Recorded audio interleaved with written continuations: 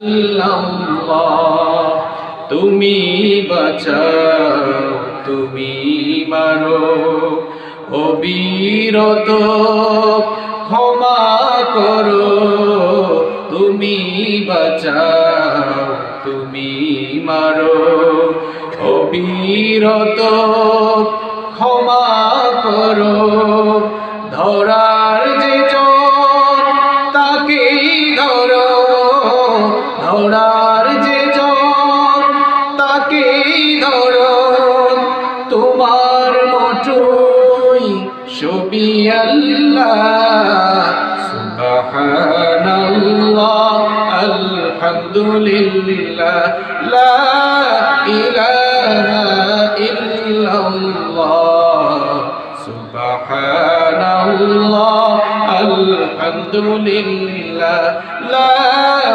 ইলাহা ইল্লাল্লাহ তোমার রিজিকে পড়ে অবাধ্য হই কেমন করে তোমার রিজিকে পড়ে অবাধ্য হই কেমন করে খুঁজে না পাই কোনো ভাষা খুঁজে না পাই কোনো ভাষা শুকর গুজার করার আল্লাহ সুবহানাল্লাহ আলহামদুলিল্লাহ লা ইলাহা ইল্লাল্লাহ সুবহানাল্লাহ আলহামদুলিল্লাহ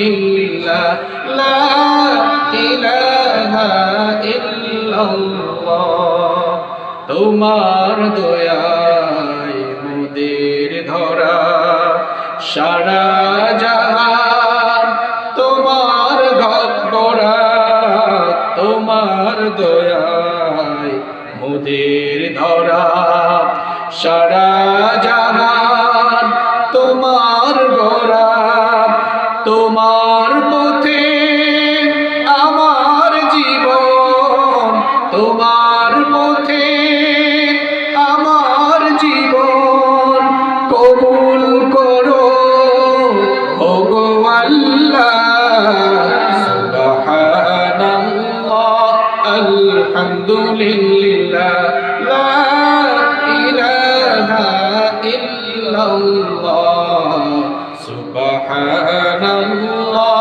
আলহামদুলিল্লাহ লা ইলাহা ইল্লাল্লাহ সুবহানাল্লাহ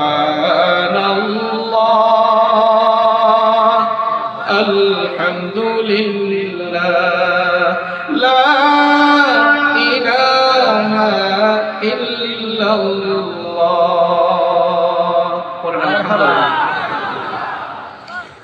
বাংলাদেশের অত্যন্ত সুপরিচিত জনপদ সাতক্ষীরা জেলার আদর্শ যুব সংঘ তালাবাসীর সহযোগিতায় আজকের এই 12তম ঐতিহাসিক তাফসীরুল কোরআন মাহফিলের মুহতারাম শ্রদ্ধাভাজন সভাপতি, বিশিষ্ট সমাজসেবক, বিশিষ্ট রাজনীতিবিদ,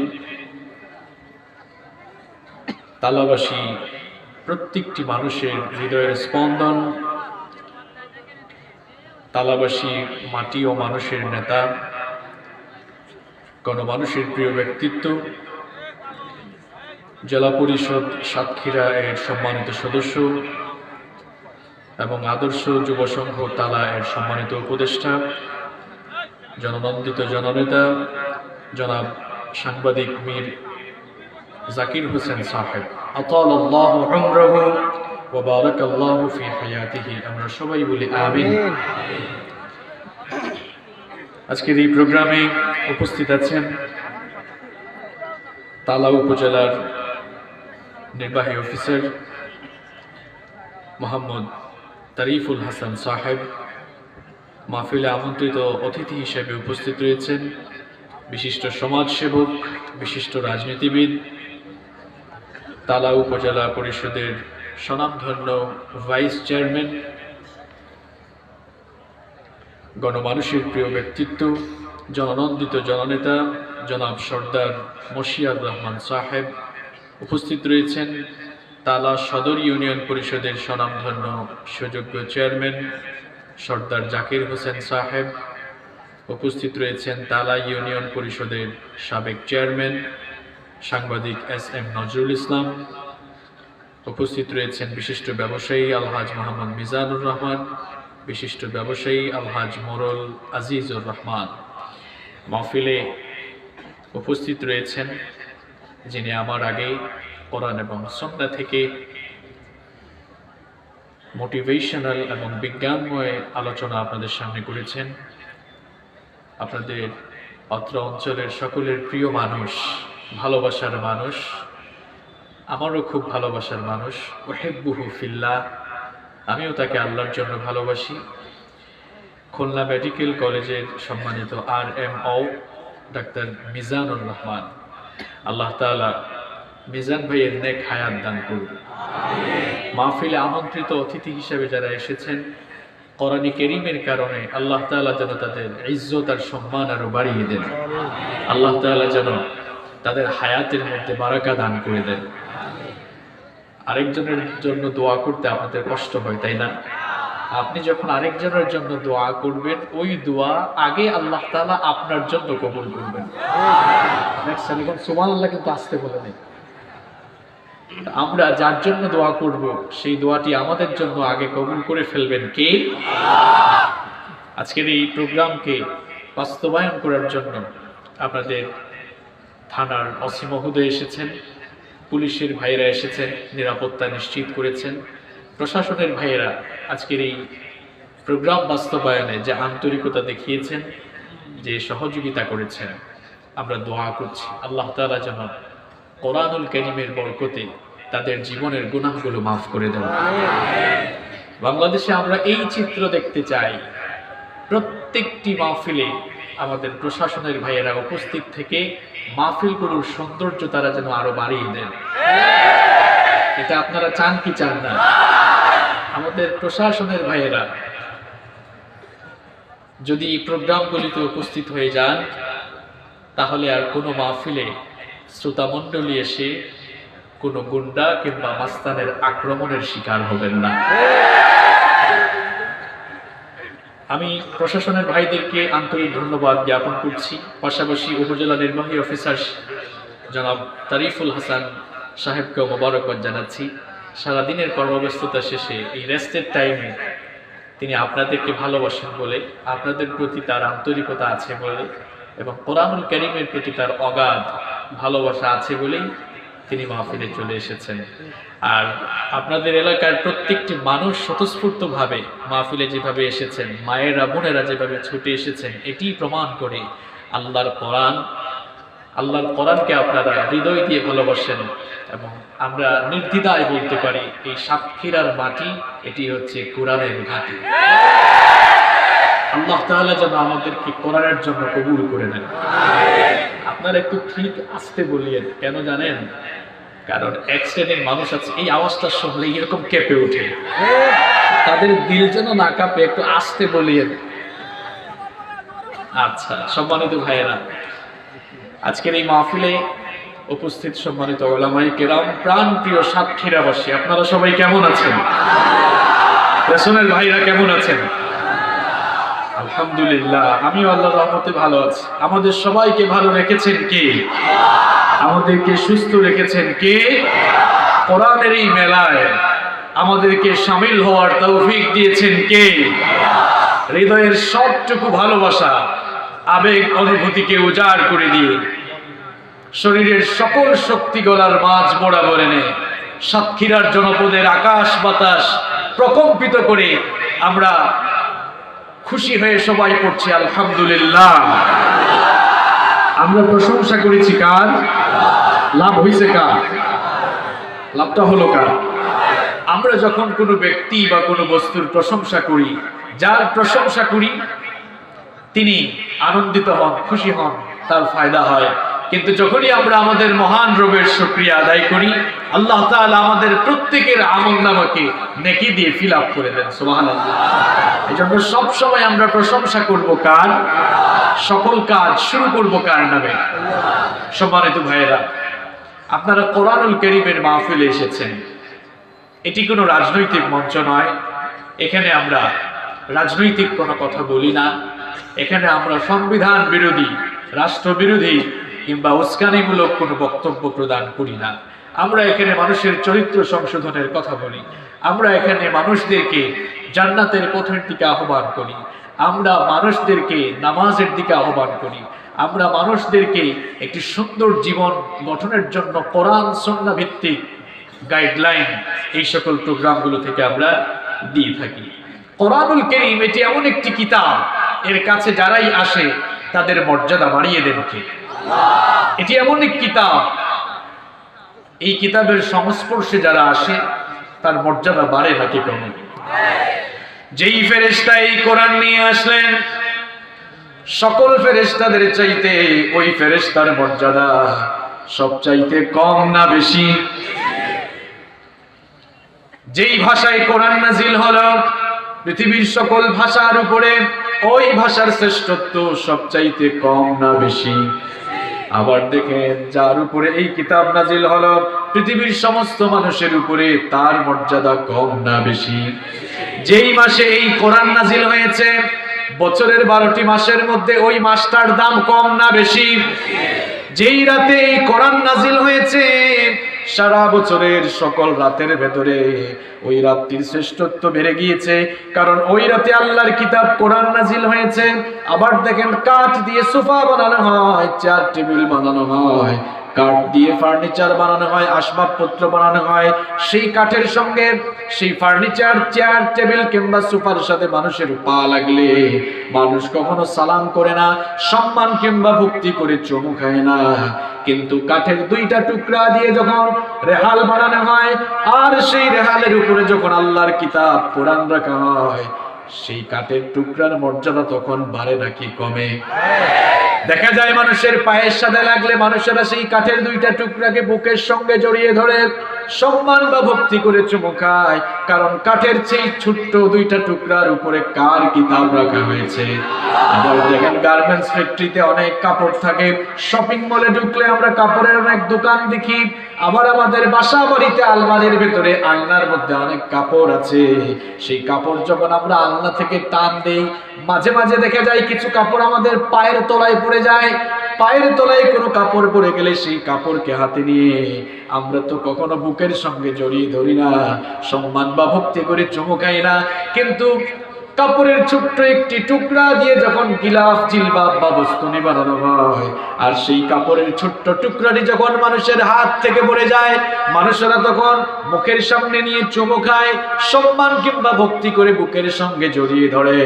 কারণ কাপড়টি ছোট্ট হতে পারে, কিন্তু সেই কাপড়ের ছোট্ট টুকরা দিয়ে কার কিতাব পেঁচানো হয়েছে। সেই জন্য কাপড়ের টুকরার মর্যাদা বেড়েছে নাকি কমেছে? সাতক্ষীরার প্রিয় ভাইয়েরা, এইভাবে করে আল্লাহর কিতাব কোরআনের কাছে যারাই আসবে তাদের মর্যাদা বাড়বে, তাদের সম্মান বাড়বে।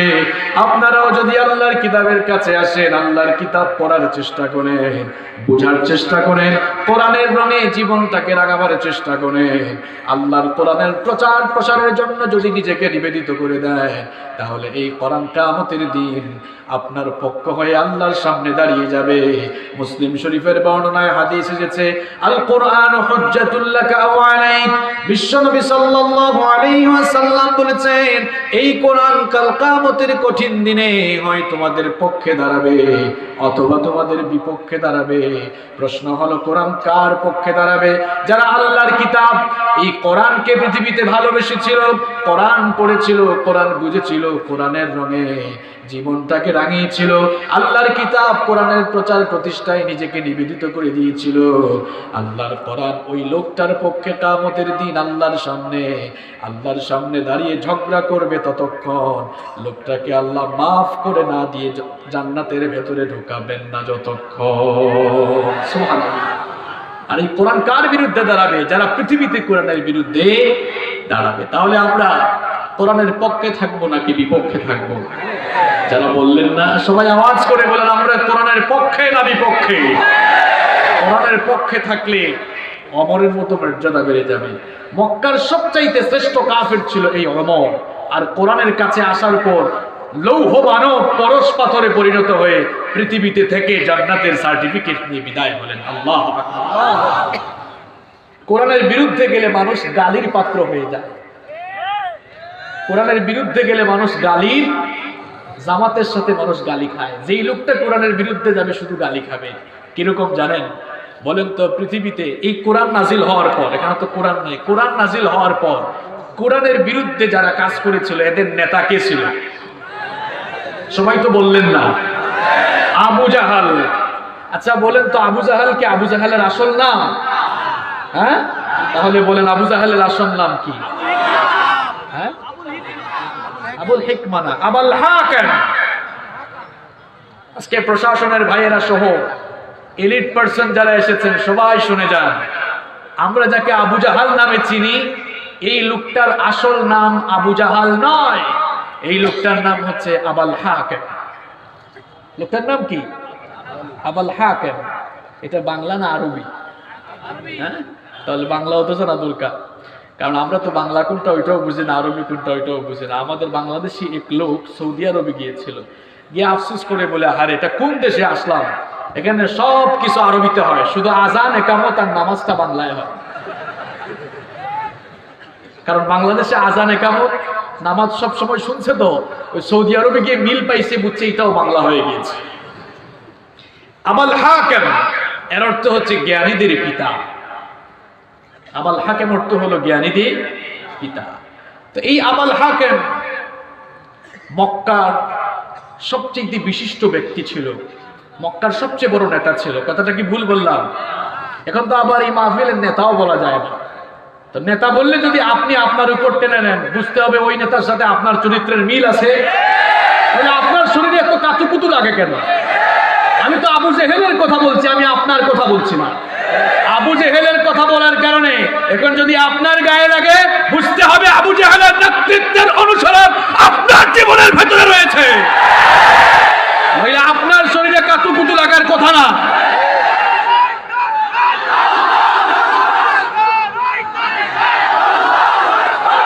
আমার ভাইয়েরা বসেন, সম্মানিত ভাইয়েরা। তো আবুল হাকিম জ্ঞানীদের পিতা, এত বড় জ্ঞানী হয়ে, এত বড় নেতা হয়ে মক্কায় রাসূল করিম সাল্লাল্লাহু আলাইহি ওয়াসাল্লামকে কষ্ট দিল। তার নেতৃত্বে আল্লাহ রাসূলের সাহাবীদের উপরে, রাসূলের উপরে নির্যাতন চালানো হলো। আল্লাহ বললেন এই লোকটা এখন থেকে আবুল হাকিম নয়, এর নাম আবু জেহেল। এর নাম কি? আবু জাহাল অর্থ হলো মূর্খদের পিতা, আর আবুল হাকিম অর্থ হলো জ্ঞানীদের। আল্লাহ বললেন এই জ্ঞানীদের পিতা নয়, এ হলো মূর্খদের। তাহলে কোরআনের বিরুদ্ধে গেলে মানুষের নামটাও নাম থাকে, এরা মানুষের গালিতে পরিণত হয়ে যায়। এজন্য আপনি যদি সুনামের সাথে পৃথিবী থেকে বিদায় নিতে চান, আপনি যদি ইজ্জতওয়ালা ব্যক্তি হতে চান, সম্মানী ব্যক্তি হতে চান, মর্যাদা সম্পন্ন ব্যক্তি হতে চান, তাহলে কোরআনের পক্ষে থাকুন। নতুবা চিরকাল মানুষের গালির পাত্র হয়ে, ঘৃণার পাত্র হয়ে চিরকাল মানুষের কাছে আপনি জঘন্য ব্যক্তি হিসাবে পরিগণিত হয়ে যাবেন। আমরা কোরআনকে ভালোবাসি, কোরআনকে আমাদের হৃদয়ে লালন করি বলেই এই তালাবাসী মানুষ আজকে এত সুন্দর আয়োজন করেছে। সভাপতি সাহেব বক্তব্যে বললেন যে আজকে তালাবাসীর কাছে নাকি একটা ঈদ উৎসব লাগছে।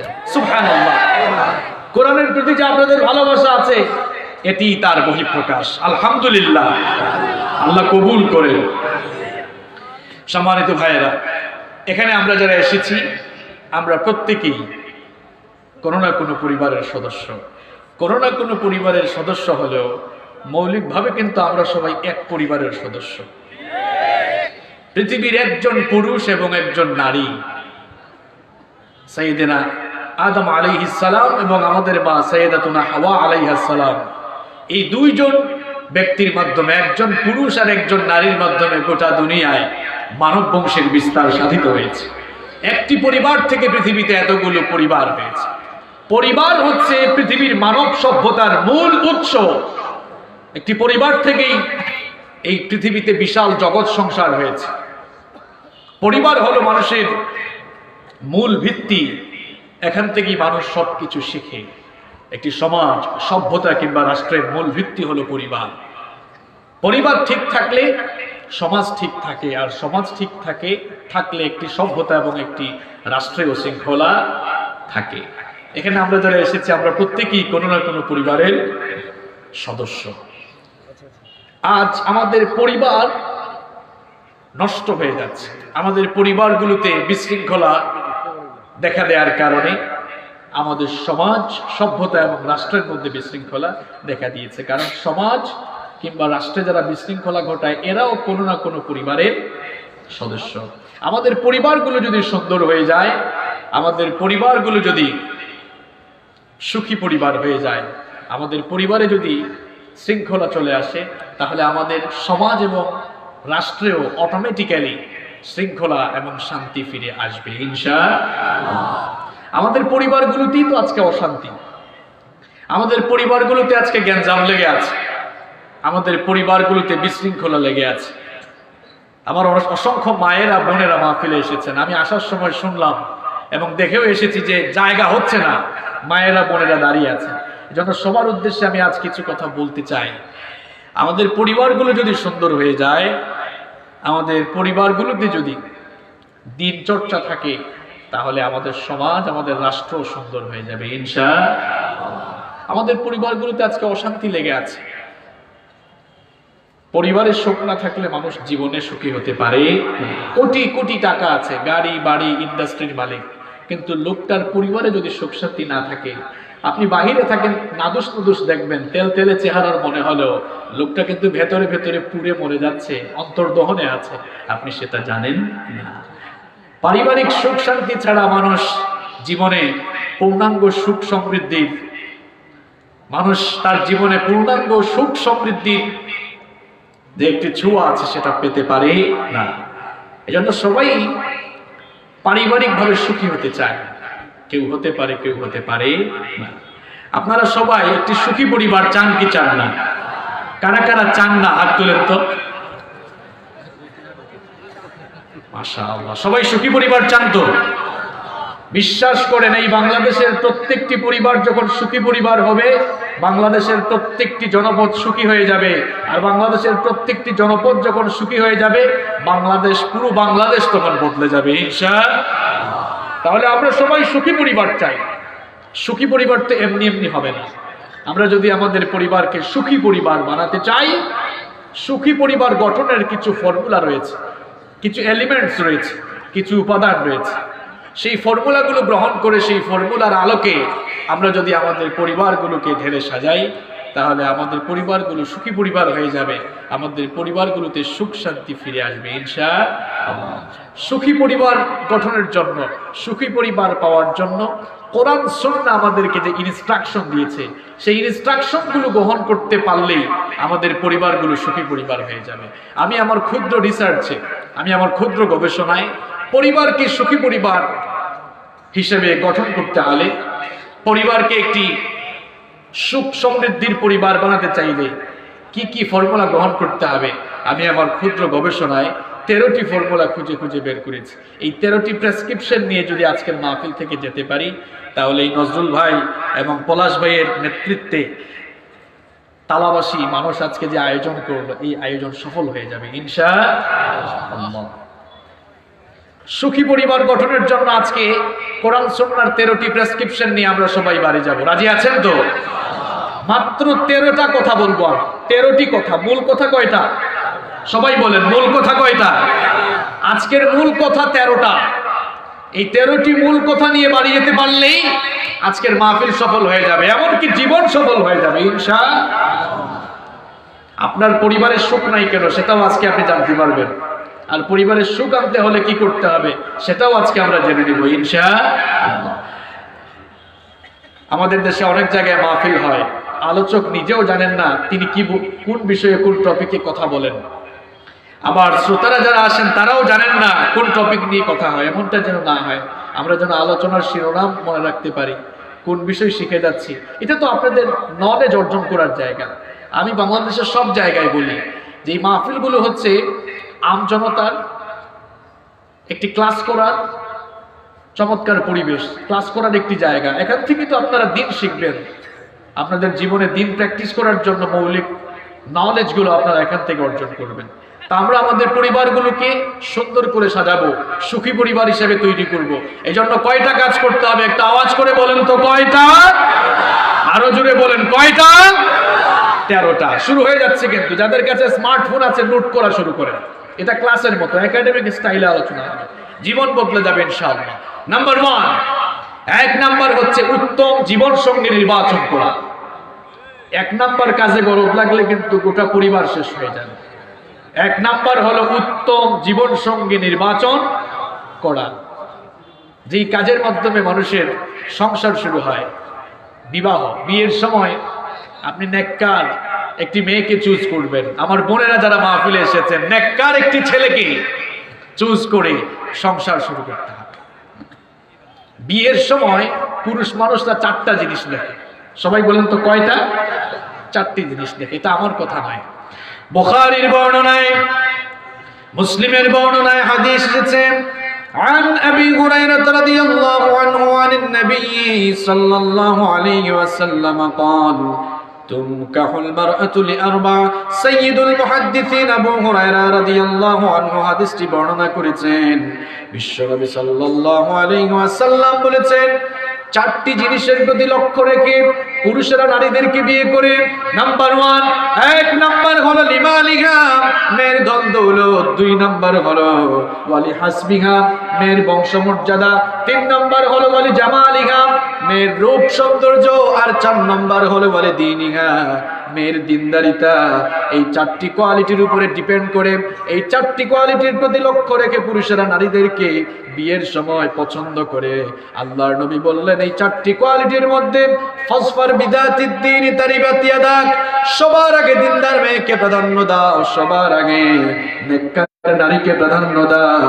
কারণ একটা মেয়ে যতই সুন্দরী আর রূপসী হোক না কেন, তার বাবার যতই ধন দৌলত থাকুক না কেন, আর সে যতই ভালো বংশের মেয়ে হোক না কেন, তার মধ্যে যদি নামাজ না থাকে, তার মধ্যে যদি পর্দা না থাকে, তার মধ্যে যদি জিকির আজকার তাসবিহ তাহলিল কোরআন তেলাওয়াতের অভ্যাস না থাকে, এমন দিনহীনা নারীকে বিয়ে করে আপনি যদি আপনার ফ্যামিলি শুরু করেন, আপনার ঘরটা জাহান্নামে পরিণত হয়ে যাবে। মেয়েটা যদি দেখতে সুন্দরী কম হয়, রূপসী যদি কম হয়, বাবার ধন দৌলত যদি বেশি নাও থাকে, আর মেয়ের বংশমর্যাদাও যদি বেশি ভালো না হয়, মেয়েটা যদি গরিব ঘরের হয়, কিন্তু তার মধ্যে যদি নামাজ থাকে, তার মধ্যে যদি পর্দা থাকে, তার মধ্যে যদি দিন প্র্যাকটিস করার অভ্যাস থাকে, জিকির আজকার তাসবিহ তাহলিল কোরআন তেলাওয়াতের অভ্যাস থাকে, এমন দিনদার নারীকে বিয়ে করে যদি আপনি সংসার শুরু করেন, আপনার ঘরটা জান্নাতের রঙে রঙিন হয়ে যাবে। কারণ ইবনে মাজার বর্ণনায় বিশ্বনবী সাল্লাল্লাহু আলাইহি ওয়াসাল্লাম বলেছেন, আদ-দুনিয়া কুল্লুহা মাতা ওয়া খায়রু মাতা'আদ দুনিয়া আল মারআতুস সালিহা। দুনিয়ায় তোমরা দু চক্ষু মেলে যা কিছু দেখো, দুনিয়ার সবকিছুই হলো সম্পদ। দুনিয়ার সকল সম্পদের মধ্যে নেককার নারী হচ্ছে সর্বশ্রেষ্ঠ সম্পদ। আপনি কোটি কোটি টাকার মালিক হয়েছেন, খুলনা শহরে 10-12টা বাড়ি বানিয়েছেন, আপনি বহু ক্ষমতা পেয়েছেন, এটা আপনার জীবনের সবচাইতে শ্রেষ্ঠ সম্পদ নয়, বরং আপনার জীবনে একজন নেককার স্ত্রী, নেককার জীবন সঙ্গী পাওয়া, এটাই হচ্ছে জীবনের সবচাইতে শ্রেষ্ঠ সম্পদ পাওয়া। কারণ আল্লাহর নবী বলেছেন, মান রাযাকাহুল্লাহু ইমরাআতান সালিহা ফাকাদ আ'আনাহু আলা শাতরি দীনি। আল্লাহ তাআলা তাকে দয়া করে একজন নেককার জীবন সঙ্গী দিয়েছেন, আল্লাহ তাআলা তাকে ইসলামের অর্ধেক দান করে দিয়েছে। একজন নেককার জীবন সঙ্গী জীবনে কত রহমত আর বরকত, কত নিয়ামত। শুনেন, আপনার বউটা যদি ভালো হয়, সারা দিনের কর্মব্যস্ততা শেষ করে যখন বাসায় ফিরবেন, কলিং বেল দেওয়ার আগেই আপনার বউ দাঁড়িয়ে থাকবে, কারণ সে তো জানে আপনি বাসায় কখন ফিরবেন। কলিং বেল দেওয়া মাত্রই দরজা ওপেন করে দিবে। আপনি বাসায় ফিরেছেন, ওয়াশরুমে যাওয়া লাগবে, আগে থেকেই ওয়াশরুমটা ক্লিন করে রাখবে, আপনার টাওয়েল, আপনার ফ্রেশ হওয়ার সবকিছু বাথরুমের মধ্যে রেখে দিবে। আপনি বাথরুম থেকে বের হতে হতে দেখবেন ডাইনিং টেবিলে আপনার পছন্দের সবগুলো মেনু সুন্দর করে সাজিয়ে রেখেছে। রাতের বেলা ডিনার শেষ করে আপনার কফি খাওয়ার অভ্যাস আছে, দেখবেন খাওয়া থেকে ওঠার আগে কফি নিয়ে নিজের হাতে কফি বানিয়ে আপনাকে এনে খাইয়ে দিবে। আর যদি বউটা খারাপ হয়, উল্টা কলিং বেল চাপতে চাপতে হাতে ঘুমাবে, খুললেও কাজের মেয়ে জরিনা সকিনা খুলে দিবে। বাথরুম ক্লিন থাকবে না, বাথরুম থেকে বের হয়ে পছন্দের মেনু থাকবে না, যেগুলো থাকবে ওগুলোতে আবার লবণও ঠিক মতো থাকবে না। আর চা খাইতে মন চায়, কফি খাইতে মন চায়, বলবে তুমি নিজের হাতেই বানায় খাও, আমি সিরিয়াল দেখাই ব্যস্ত। আপনার বউটা যদি ভালো হয়, ফজরের সময় আপনাকে ঘুম থেকে ডাকবে, মাথায় হাত বুলিয়ে দিবে, প্রিয়তম স্বামী আমার ঘুম থেকে উঠে যাও, কনকনে ঠান্ডা তো কি হয়েছে, আমি পানি গরম করে দিয়েছি, ওযু করে নামাজে চলে যান। আর বউ খারাপ হলে, আপনি নামাজি মানুষ, বলবে কিও এতবার কি নামাজে যাওয়া লাগে, একটু কম খেলে হয় না? উল্টা ঘটে যায়। নেককার স্ত্রী একজন পুরুষের জীবনকে সমৃদ্ধশালী করে দেয়, তার জীবনটাকে সুন্দর করে দেয়। এজন্য রাসূল করিম সাল্লাল্লাহু আলাইহি ওয়াসাল্লাম বললেন, নেককার স্ত্রী হলো একজন পুরুষের জন্য দুনিয়ার সবচেয়ে শ্রেষ্ঠ সম্পদ। সুবহানাল্লাহ। শুধু তাই নয়, আপনার পরিবারকে যে আপনি সুখী পরিবার বানাবেন, এজন্য আপনার বউটা ভালো হওয়া দরকার। এই জন্য কারণ আপনার স্ত্রী হচ্ছে আপনার সন্তান উৎপাদনের কারখানা। ফ্যাক্টরি ভালো হলে প্রোডাক্ট ভালো হয়, ফ্যাক্টরি খারাপ হলে প্রোডাক্টও খারাপ। আপনার স্ত্রী হচ্ছে আপনার সন্তান উৎপাদনের কারখানা। নারীদের পেট, এটা শুধু পেট নয়, এটা এমন এক খনি, এখান থেকে আল্লাহর ওলিদের পয়দা হয়। সুবহানাল্লাহ। আবার এখান থেকে গুন্ডা মাস্তান চোর বদমাশও পয়দা। আপনার ওয়াইফ যদি ভালো হয়, আপনার ফ্যাক্টরিটা যদি ভালো হয়, সন্তানগুলো আল্লাহওয়ালা হবে। হিউম্যান এমব্রয়ডারি নিয়ে যারা রিসার্চ করেছেন, তারা আজ এই কথা বলছেন, a child gets hearing before 16 weeks of birth. একটি শিশু পৃথিবীতে আসার আগে, যখন সে মায়ের পেটে থাকে, জন্মের 16 সপ্তাহ অর্থাৎ 4 মাস আগে মায়ের পেটে থাকাকালীন সে শুনতে পায়। সুবহানাল্লাহ, বাড়ি গিয়ে বলেন। কথা বুঝতে পেরেছেন আপনারা?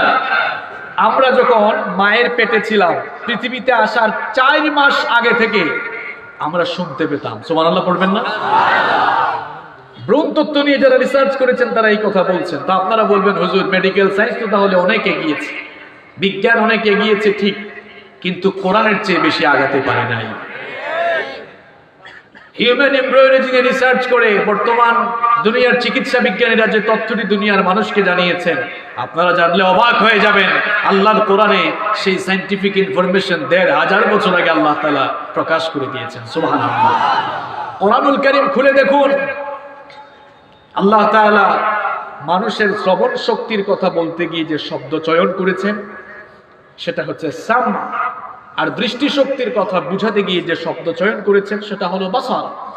কোরআনুল কারীম খুলে দেখুন, এখানে অসংখ্য উলামায়ে কেরাম মাহফিলে এসেছেন, যত জায়গায় আল্লাহ তাআলা সাম আর বাসার শব্দ দিয়েছেন, বাসারের আগে সাম দিয়েছেন। যেমন ইন্নাস সামআ ওয়াল বাসারা ওয়াল ফুআদা কুল্লু উলাইকা কানা আনহু মাসউলা। আবার অন্য আয়াতে আল্লাহ তাআলা বলছেন, ওয়া জাআলা লাকুমুস সামআ ওয়াল আবসারা ওয়াল আফইদা। এভাবে কোরআনুল কারীমের প্রত্যেকটি জায়গায় আল্লাহ তাআলা বাসারের আগে সাম শব্দ দিয়েছেন। বাসার মানে দৃষ্টিশক্তি, সাম মানে শ্রবণ শক্তি। আধুনিক যুগের সমস্ত মুফাসসিরিনে কেরাম এই আয়াতগুলোর সায়েন্টিফিক এক্সপ্লেনেশন করেছেন এভাবে, যেহেতু আল্লাহ তাআলা 30 পারা কোরআনের সকল জায়গায় দৃষ্টিশক্তির আগে শ্রবণ শক্তির কথা বলেছেন, তার মানে হলো আল্লাহ তাআলা এই আয়াতগুলো দিয়ে বোঝাতে চেয়েছেন যে মানব সন্তান দৃষ্টিশক্তি লাভ করার আগে শ্রবণ শক্তি লাভ করে থাকে। সুবহানাল্লাহ। কোরআন আগে নাকি বিজ্ঞান আগে? কোরআন আগে নাকি বিজ্ঞান আগে? বিজ্ঞানের উৎকর্ষ সাধনের ফলে তথ্য প্রযুক্তি এবং বিজ্ঞান যত উন্নত, সমৃদ্ধ আর বিকশিত হবে, পৃথিবীর বিজ্ঞানীরা, বিজ্ঞানের শিক্ষক আর বিজ্ঞানের ছাত্ররা ভিক্ষার ঝুড়ি হাতে নিয়ে চিরকাল কোরআনের সামনে এতিমের মতো দাঁড়িয়ে থাকতে বাধ্য হবে। It's the source of knowledge and science. এটি হচ্ছে জ্ঞান বিজ্ঞানের উৎস। ঘরের ভেতরে আমরা সোনার খনি রেখে, গোল্ড রেখে, বাহিরে আমরা সিটি গোল্ডের তালাশে বের হয়েছি। আমরা কোরআনুল কারীমকে আজ ঝাড়ফুঁকের কিতাব কিংবা তাবিজের ব্যবসার কিতাব বানিয়ে ফেলেছি। আমার ভাইয়েরা, এটা কোনোদিনও ঝাড়ফুঁক কিংবা তাবিজের ব্যবসার কিতাব ছিল না। এটি হচ্ছে মানুষের জীবনকে পরিচালনার এক চূড়ান্ত গাইডলাইন। আপনার জীবনের সকল সমস্যার সমাধান দিতে পারে। সমাধান চাও যদি জীবনে মরণে ফিরে যাও, খুঁজে নাও চোখ রাখো কোরআনে। সমাধান চাও যদি জীবনে মরণে ফিরে যাও, খুঁজে নাও চোখ রাখো কোরআনে। তবেই পাবে সুখ শান্তির ঠিকানা, তবেই পাবে সুখ শান্তির ঠিকানা, যদি মেনে নাও তুমি মনে প্রাণে। সমাধান সমাধান চাও যদি জীবনে মরণে ফিরে যাও, খুঁজে নাও চোখ রাখো কোরআনে। If you want a solution in here and hereafter, go back, have a look on the Holy Quran. সকল সমস্যার সমাধান দিতে পারে। তো দেখেন যেই কথা বলছিলাম যে আপনার স্ত্রী হচ্ছে সন্তান উৎপাদনের কারখানা। আর চিকিৎসা বিজ্ঞান কি বলছে? হিউম্যান এমব্রায়োলজি নিয়ে রিসার্চ করে চিকিৎসা বিজ্ঞানীরা বলছেন যে সন্তান দুনিয়াতে আসার কয় মাস আগে থেকে শুনতে পায়? সবাই বলেন কয় মাস? এটা বিজ্ঞান নিশ্চিত করেছে কিছুদিন আগে, আর কোরআন বলেছে ১৫০০ বছর আগে। এবার আসেন এই 4 মাসে এই কথাটি কেন নিয়ে আসছে জানেন? দেখেন ওই যে বললাম কারখানা ভালো হলে প্রোডাক্ট ভালো হয়। আপনার বউ যখন প্রেগন্যান্সিতে থাকবে, আপনার সন্তানকে যখন পেটে ধারণ করবে, এই নারী সন্তানকে পেটে ধারণ করে যদি স্ত্রীটা খারাপ হয়, সারাদিন যদি হিন্দি গান শুনে, ইংলিশ গান শুনে, হিন্দি সিরিয়াল দেখে, বিভিন্ন মুভি দেখে, অশ্লীল ভিডিও দেখে, যেহেতু কোরআন বিজ্ঞান একমত যে সন্তান জন্মের 4 মাস আগে থেকে মায়ের পেটে থাকলেও সে শুনে, তাহলে বৎকার নারী, বেদিন নারী হলে সারাদিন সে যে সকল অশ্লীল গান বাজনা কিংবা নাটক সিনেমা দেখে, এই সাউন্ডগুলো পেটের ভেতর থেকে সন্তানও শুনে। এই জন্য দেখা যায় এমন নারীদের পেট থেকে যেগুলোর পয়দা হয়, এই সবগুলা গুন্ডামাস্তান, ডিজে আর ঝাঁকানাকা মার্কা সন্তান। আর আপনার স্ত্রী যদি ভালো হয়, সন্তানকে পেটে ধারণ করে সারাদিন কোরআন তেলাওয়াত করবে, জিকির আজকার তাসবিহ তাহলিল করে সময় কাটাবে, আজান হলেই নামাজে দাঁড়িয়ে যাবে, সন্তানও পেটের ভেতর থেকে জিকির আজকার তাসবিহ তাহলিল আর কোরআনের সাউন্ড শুনবে। এই মহিলার পেট থেকে যেগুলা বের হবে সব আবু বকর আর ওমরের মতো কোরআনের জন্য পাগল পারা সন্তান হয়ে যাবে। এই জন্য আপনি আপনার ফ্যাক্টরিকে ঠিক করুন, ফ্যাক্টরি ঠিক না হলে প্রোডাক্ট ভালো হবে। এই জন্য সুখী পরিবার গঠন করতে হলে 1 নাম্বার যে কাজ করতে হবে, উত্তম জীবন সঙ্গে নির্বাচন করতে হবে। আমার যুবক এবং তরুণ ভাইয়েরা, তোমরা যারা বিয়ে করো নাই, শুধু সুন্দরী মেয়ে দেখেই দৌড় দিও না। বাপের কোটি কোটি টাকা আছে, গাড়ি বাড়ি আছে দেখেই দৌড় দিও না। মেয়েটা পর্দা করে কিনা, এই মেয়েটা নামাজি কিনা, মেয়েটা তার জীবনে দিন প্র্যাকটিস করে কিনা, এগুলো দেখার দরকার আছে না নাই? যদি মেয়েটা গরিব ঘরেরও হয় আর তার ভিতরে দিনদারিতে থাকে, ওই মেয়েটাকে বিয়ে করে সংসার শুরু করলে ওই ঘরের মধ্যে, সংসারের মধ্যে বরকত দিয়ে জীবনটাকে ধন্য করে দিবেন কে? আমার অনেক বোনেরা মাহফিলে এসেছেন, শুধু পদওয়ালা ছেলে দেখলেই দৌড়াইয়েন না, শুধু টাকাওয়ালা পদবিওয়ালা ছেলেদেরকে দেখে দৌড়াইয়েন না। ছেলেটার মুখে দাড়ি আছে কিনা, ছেলেটা নামাজ পড়ে কিনা, এই ছেলেটা দুর্নীতিমুক্ত, সুদ ঘুষ মুক্ত, মাদক মুক্ত, জঙ্গিবাদ মুক্ত জীবন গঠন করে কিনা, ছেলেটার ভেতরে দিন চর্চা আছে কিনা, দিনদারিতা আছে কিনা, এগুলো দেখবেন। এগুলো দেখে যদি একটি ছেলেকে পছন্দ করে সাংসারিক জীবন শুরু করেন, ঘরটাকে ভালোবাসা দিয়ে, রহমত বরকত দিয়ে ভরে দিবেন কে? শুধু অবিবাহিত ছেলে মেয়ে তাদের কি কথাগুলো বলছি না, গার্ডিয়ান যারা এসেছেন, মায়েরা, বাবারা, আপনাদেরকেও বলছি, আপনারা আপনাদের ছেলে মেয়েদেরকে বিয়ে দেওয়ার ক্ষেত্রে, মেয়ে বিয়ে দেওয়ার সময় তো খালি আপনার জামাইয়ের ঘর বাড়ি আছে কিনা,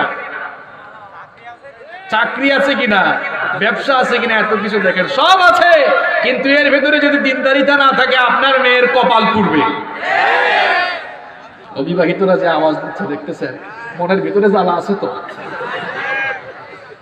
এরপরে ছেলে বিয়ে দেওয়ার ক্ষেত্রে বাবারা, মায়েরা যারা আজকের মাহফিলে এসেছেন, দিনদার মেয়েকে পছন্দ করবেন, তাহলে ঘরের মধ্যে সুখ শান্তি দিয়ে, ঘরটাকে রহমত বরকত দিয়ে ভরে দিবেন কে?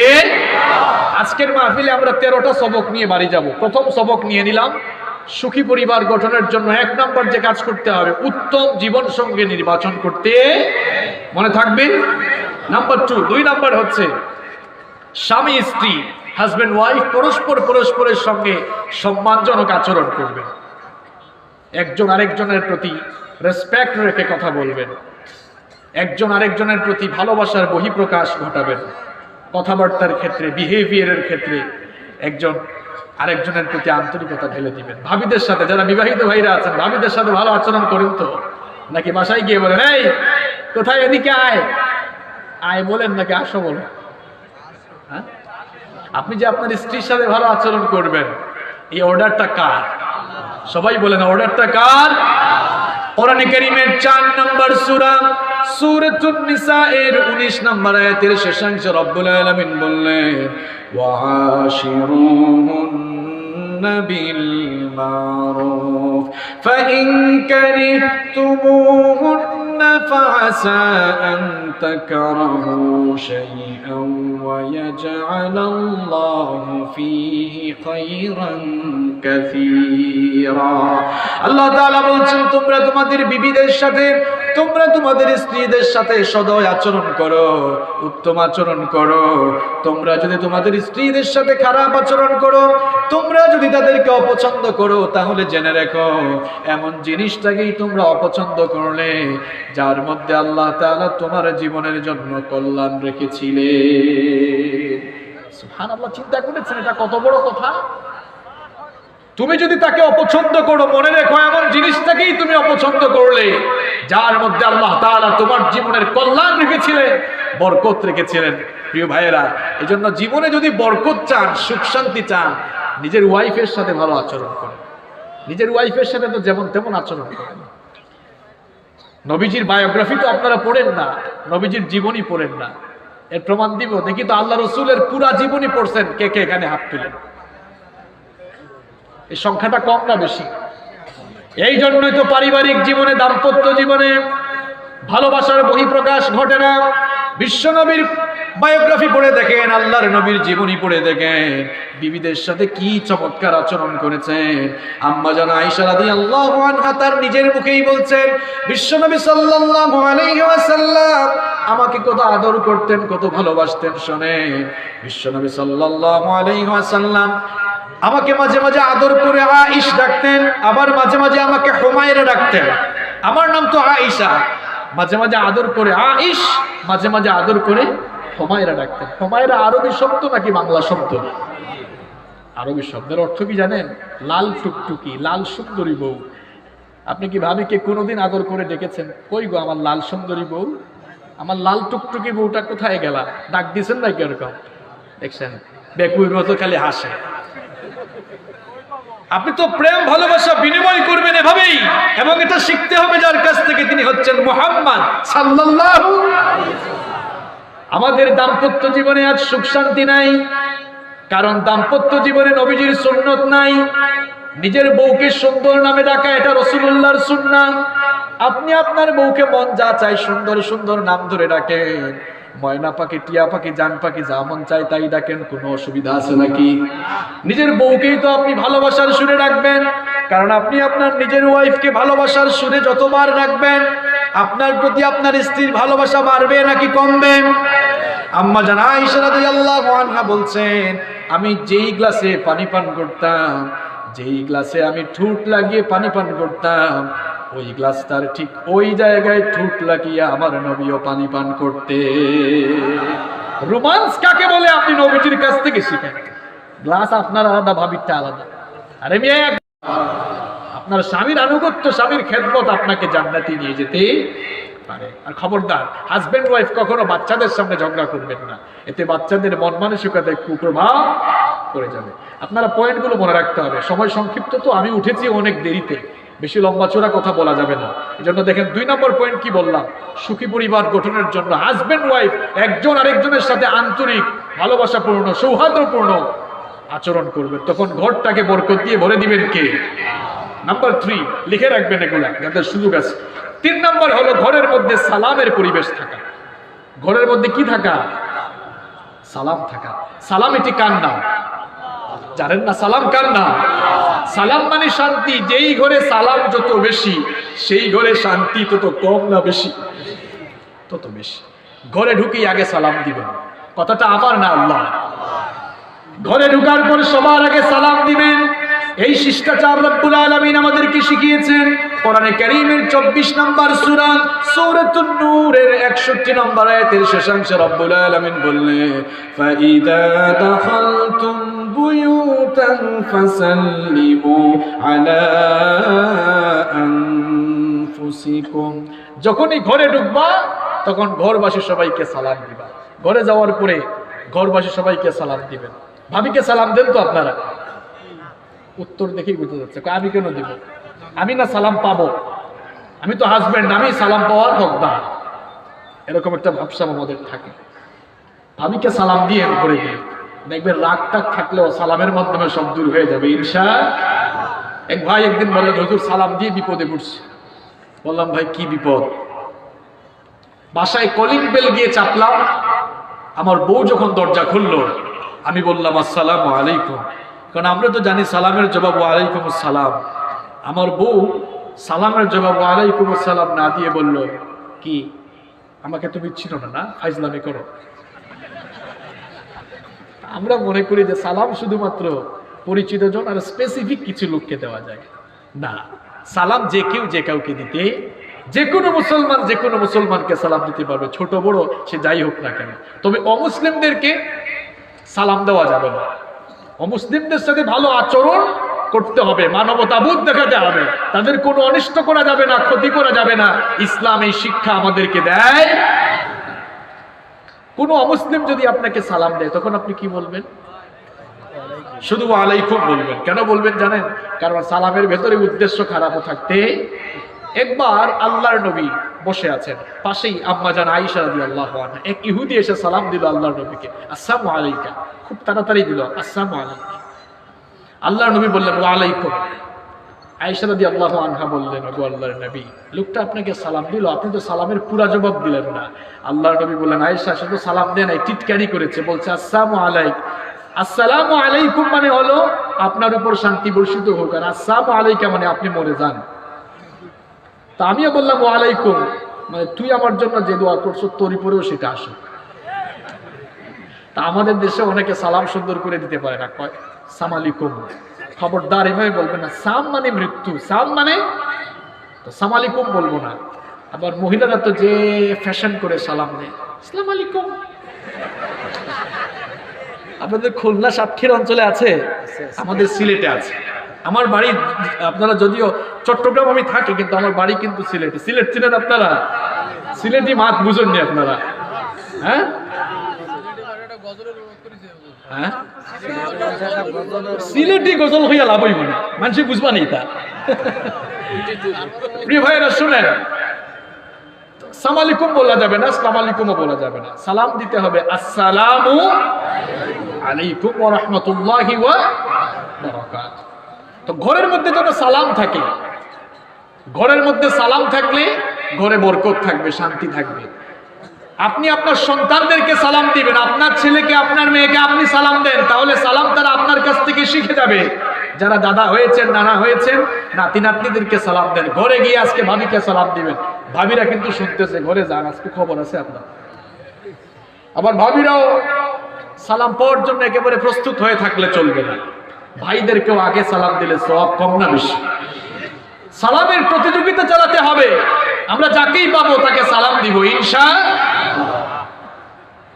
ভাই তার বোনকে সালাম দিবেন, ফজরের নামাজ দেখা হয়েছে, আসসালামু আলাইকুম। বোন তুমি নামাজ পড়েছো? বোন তার ভাইকে বলে সালাম দিয়ে বলেন আসসালামু আলাইকুম। ভাইয়া নামাজ পড়েছো? বলেন আমাদের ঘরে সালাম যত বেশি থাকবে শান্তি তত কম না বেশি থাকবে? সালাম দিই না, কয় হাই হেই, হাই হে এগুলো বললে সব না গুনাহ? গুনাহ হবে কিনা আমি জানি না, হয়তো আপনাদের থিওরিতে ধরে, তবে এটা ইসলামী সংস্কৃতি না। এক লোক সকালবেলা বউয়ের সাথে ঝগড়া করে বের হয়েছে, গালে হাত দিয়া বসে আছে। একজন এসে বলছে হাই গুড মর্নিং, এদিকে আয়, কানের পাশে একটা থাপ্পড় লাগাবো। বউর সাথে ঝগড়া করে বের হয়েছে, এটা আমার জন্য গুড মর্নিং নাকি ব্যাড মর্নিং? কিন্তু আপনি যদি ওই মন খারাপ করে বসে থাকা লোকটাকে গিয়ে বলেন আসসালামু আলাইকুম, সে গালি দিবে নাকি সালামের জবাব দিবে? যতই সে মন খারাপ করে বসে থাকুক না কেন, সালাম দিলে সে সালামের জবাব দিবে। কারণ সালাম মানেই দোয়া, সালাম মানেই কল্যাণ কামনা। এজন্য যত বেশি আমরা সালামের প্রচলন বাড়াবো আমাদের সমাজে তত বেশি শান্তি নেমে আসবে ইনশাআল্লাহ। তো আমাদের পরিবারগুলোকে সুখী পরিবার বানাতে হলে ঘরের মধ্যে সালামের ব্যাপক প্রচার এবং প্রসার বানাতে হবে। আল্লাহ তৌফিক দান করেন। আমি এখন খুব দ্রুত বলবো, শুনবেন কথাগুলো। নাম্বার 4, সুখী পরিবার গঠনের 4 নম্বর ফর্মুলা হলো আনতাজআলাল বাইতা মাকানান লিযিকরিল্লাহ। আপনি আপনার ঘরটাকে আল্লাহর জিকিরের ঘর বানাবেন। আপনার ঘরটা তো গান বাজনার জিকিরের ঘর। এলইডি টিভি লাগিয়েছেন, সারাদিন হিন্দি গান, আবার ওয়াইফাই কানেকশন তো আছে, সারাদিন অশ্লীল ভিডিও। এই ঘরে শান্তি বরকত থাকবে কেমনে বলেন? রহমত কেমনে থাকবে? যেই ঘরে গান বাজনা যত বেশি, সেই ঘরে সওয়াব রহমত তত কনসেন্ট্রেশন আছে। আল্লাহ নবী বলেছেন লা তাজআলু বুয়ুতাকুম মাকাবির, ঘরগুলোকে কবর বানিয়ে ফেলো না। ঘরের মধ্যে বেশি বেশি আল্লাহর জিকির করো, বেশি বেশি করে কোরআন তেলাওয়াত করো। যেই ঘরে আল্লাহর কোরআন তেলাওয়াত যত বেশি হয়, সেই ঘরে তত বেশি রহমত নাজিল করেন কে? আবার আমরা অনেকে আছি কোরআন পড়ি না, তাবিজ লটকায় রাখি। এক মুরব্বীকে আমি এরকম পেলাম, বললাম কি ব্যাপার চাচা, ঘরের মধ্যে তাবিজ লটকালেন কেন? কই হুজুর ঘরের মধ্যে শান্তি নাই। বললাম ঘরের মধ্যে কোরআনের তেলাওয়াত কম না বেশি? কয় মাঝে মাঝে। বললাম আপনার ঘরে অশান্তি আসবে না তো কার ঘরে অশান্তি আসবে? আপনার ঘরে জিন ভূত আসবে না তো কার ঘরে জিন ভূত আসবে? আল্লাহর নবী বললেন ঘরের মধ্যে বেশি বেশি কোরআন তেলাওয়াত করো। বিশেষ করে যেই ঘরের মধ্যে সূরাতুল বাকারার তেলাওয়াত হয়, শয়তান জিন কিংবা ভূত ওই ঘর থেকে পলায়ন করা আরম্ভ করে। জন্য ঘর থেকে যদি আপনি সুখী পরিবার বানাতে চান, ঘরের মধ্যে কোরআন তেলাওয়াত বানানোর দরকার আছে না নাই? নাম্বার 5 নাম্বার হচ্ছে নামাজের পরিবেশ নিশ্চিত করা। নিজে নামাজ পড়বেন, ঘরের প্রত্যেকটা লোককে নামাজি বানাবেন। এখানে অনেক ভাইয়েরা এসেছেন, নামাজ পড়া তো দূরের কথা, উস্তা খেয়ে একটু পশ্চিম দিকেও পড়ে না। উস্তা বুঝেন তো আপনারা? কেন নামাজ পড়েন না? কেন নামাজ পড়েন না? আজকের এই রাত আপনার জীবনের শেষ রাত হয়ে যেতে পারে। গতকাল রাতে বহু মানুষ দুনিয়াতে ছিল, আজ রাত এই তো 12টা ছুঁই ছুঁই, আজ রাতে অনেকেই তার মধ্য থেকে কবরের নিচে ঘুমিয়ে গিয়েছে। আগামীকাল রাত আপনার কবরের রাত হবে না, এটা তো নিশ্চিত করে বলা যায়। আপনি নামাজ কেন ছেড়ে দিচ্ছেন? আমার যুবক আর তরুণ ভাইদেরকে যখন নামাজের কথা বলি, তারা কয় হুজুর আমাদের সময় হয় নাই, বয়স হয় না, চুল দাড়ি পাকুক, বুড়া হয়ে যায়, হাতে লাঠি নিয়ে এরপরে নামাজ আদায় করুন। আমার যুবক আর তরুণ ভাইয়েরা, শয়তানের এই পজিটিভ ধোঁকায় আপনারা পড়ে যাইয়েন না। এটা শয়তানের পজিটিভ ধোঁকা। শয়তান পজিটিভলি ধোঁকা দিয়ে আপনাদেরকে মসজিদ থেকে দূরে রাখতে চায়। কারণ শয়তান যদি আপনাদেরকে মসজিদ থেকে দূরে রাখতে পারে, শয়তানের লাভ নাকি লস? নামাজ পড়লে খুশি হন কে? আরো আসতে বলেন, নামাজ পড়লে খুশি হন কে? আর নামাজ ছেড়ে দিলে খুশি হয় কে? তাহলে নিজের বিবেককে প্রশ্ন করুন, আজকে ফজরের সালাত ছেড়ে দিয়ে কাকে খুশি করেছেন? যোহর গেল, আসর গেল, মাগরিব গেল, এশা গেল, এভাবে যে আপনি আপনার জীবনে 5 ওয়াক্ত সালাত প্রত্যেক দিন ছেড়ে দিচ্ছেন, প্রত্যেক দিন 5টি হুকুম অমান্য করে 5 বার, আপনি কাকে খুশি করছেন? নিজের বিবেককে প্রশ্ন করুন। এই দুনিয়ার লোভ লালসা, মায়া মমতা, দুনিয়ার রঙে, দুনিয়ার তামাশায় আপনি মত্ত হয়ে গিয়ে আপনি আপনার ডেস্টিনেশনকে ভুলে গিয়েছেন। মানুষ আপনাকে জিজ্ঞেস করে বাড়ি কোথায়, আপনি বলেন এই যে ইটালিয়ান টাইলস করা বাড়ি, এটা আপনার বাড়ি। আপনার বাবাও বলেছিল এটা তার বাড়ি। এই বাড়িতে থাকতে পারে নাই, এই তালা এলাকার কোনো না কোনো কবরস্থানের 3.5 হাত মাটির ভেতরেই তার জায়গা হয়েছে, ওইটা আপনার আসল বাড়ি। এই জন্য নামাজ ছেড়ে দিয়ে না। পৃথিবীতে আসার জন্য সিরিয়াল লাগে, কিন্তু যাওয়ার কোনো সিরিয়াল নাই। এই জন্য শয়তানের ধোঁকায় পড়া যাবে না। আমার যুবক আর তরুণ ভাইয়েরা বলে বয়স হওয়ার পর সালাত আদায় করবো, বয়স হওয়ার পরে নামাজ ধরবো। খবরদার শয়তানের এই পজিটিভ ধোঁকায়, শয়তানের এই ফাঁদে পড়ে যাবেন না। কারণ কে যে কখন আমরা দুনিয়া থেকে চলে যাই সেটা আমরা কেউ জানি না। বিজ্ঞান তথ্য প্রযুক্তির উৎকর্ষ সাধনের ফলে গোটা দুনিয়া এখন গ্লোবাল ভিলেজে পরিণত হয়েছে, যার কারণে ঘরে বসেই গোটা দুনিয়ার খবর নেওয়া যায়। ঘরে বসে গোটা দুনিয়ার খবর নেওয়া গেল, আমরা তো কেউ জানি না আমাদের কার জন্য কাফনের কাপড় এসে দোকানে রেডি হয়ে আছে। কেউ জানি আমরা? কে যে কখন চলে যাব সেটা জানি না। পৃথিবীতে আসার জন্য সিরিয়াল আছে, কিন্তু যাওয়ার কোনো সিরিয়াল নাই। প্রথমে আসেন দাদা, তারপরে বাবা, এরপরে দাদার ঘরে নাতি হয়। এইরকম দুনিয়াতে আসার সুন্দর সিরিয়াল আছে, কিন্তু দুনিয়া থেকে যাওয়ার কোনো সিরিয়াল নাই। মাঝে মাঝে এমন করুণ দৃশ্য দেখা যায়, নাতির লাশ দাদা কবরে নামায়। আছে না নাই? প্রত্যেক দিন মসজিদের মাইক থেকে কত মানুষের মৃত্যুর খবর ঘোষণা হচ্ছে। আপনার মাথায় কি এটা আসে না একটা সময় আসবে মাইকগুলো থেকে আপনার মৃত্যুর খবর প্রচার করা হবে? কত মানুষের জানাজায় আপনি যাচ্ছেন, একদিন তো আপনার জানাজাও মানুষ পড়বে, ঠিক না? কত জানাজার পড়েছি নামাজ, দিয়েছি কত দাফন, জানাজার পড়েছি নামাজ, দিয়েছি কত দাফন। কোথায় যেন আছে আমারও তৈরি সাদা কাফন, জানাজার পড়েছি নামাজ, দিয়েছি কত দাফন। কত জানাজার পড়েছি নামাজ, দিয়েছি কত দাফন। আমার তরি বাধা আছে কোন শেখে আঘাটে, কোন মসজিদে এলান হবে শোয়া বিশেষ খাটে। আমার তরি বাধা আছে কোন শেখে আঘাটে, কোন মসজিদে এলান হবে শোয়া বিশেষ খাটে। কখন কোথায় করবে দাফন আমাকে স্বজন, জানাজার পড়েছি নামাজ, দিয়েছি কত দাফন। কত জানাজার পড়েছি নামাজ, দিয়েছি কত দাফন। কোন বাতাসে কোথায় যেন দুলছে বাঁশের ঝাড়, কোন সে মাটি কোনখানে ডাকের বারবার। কোন বাতাসে কোথায় যেন দুলছে বাঁশের ঝাড়, কোন সে মাটি কোনখানে ডাকের বারবার। কোথায় যেন মোর যাত্রী আছে চারজন, জানাজার পড়েছি নামাজ, দিয়েছি কত দাফন। কত জানাজার পড়েছি নামাজ,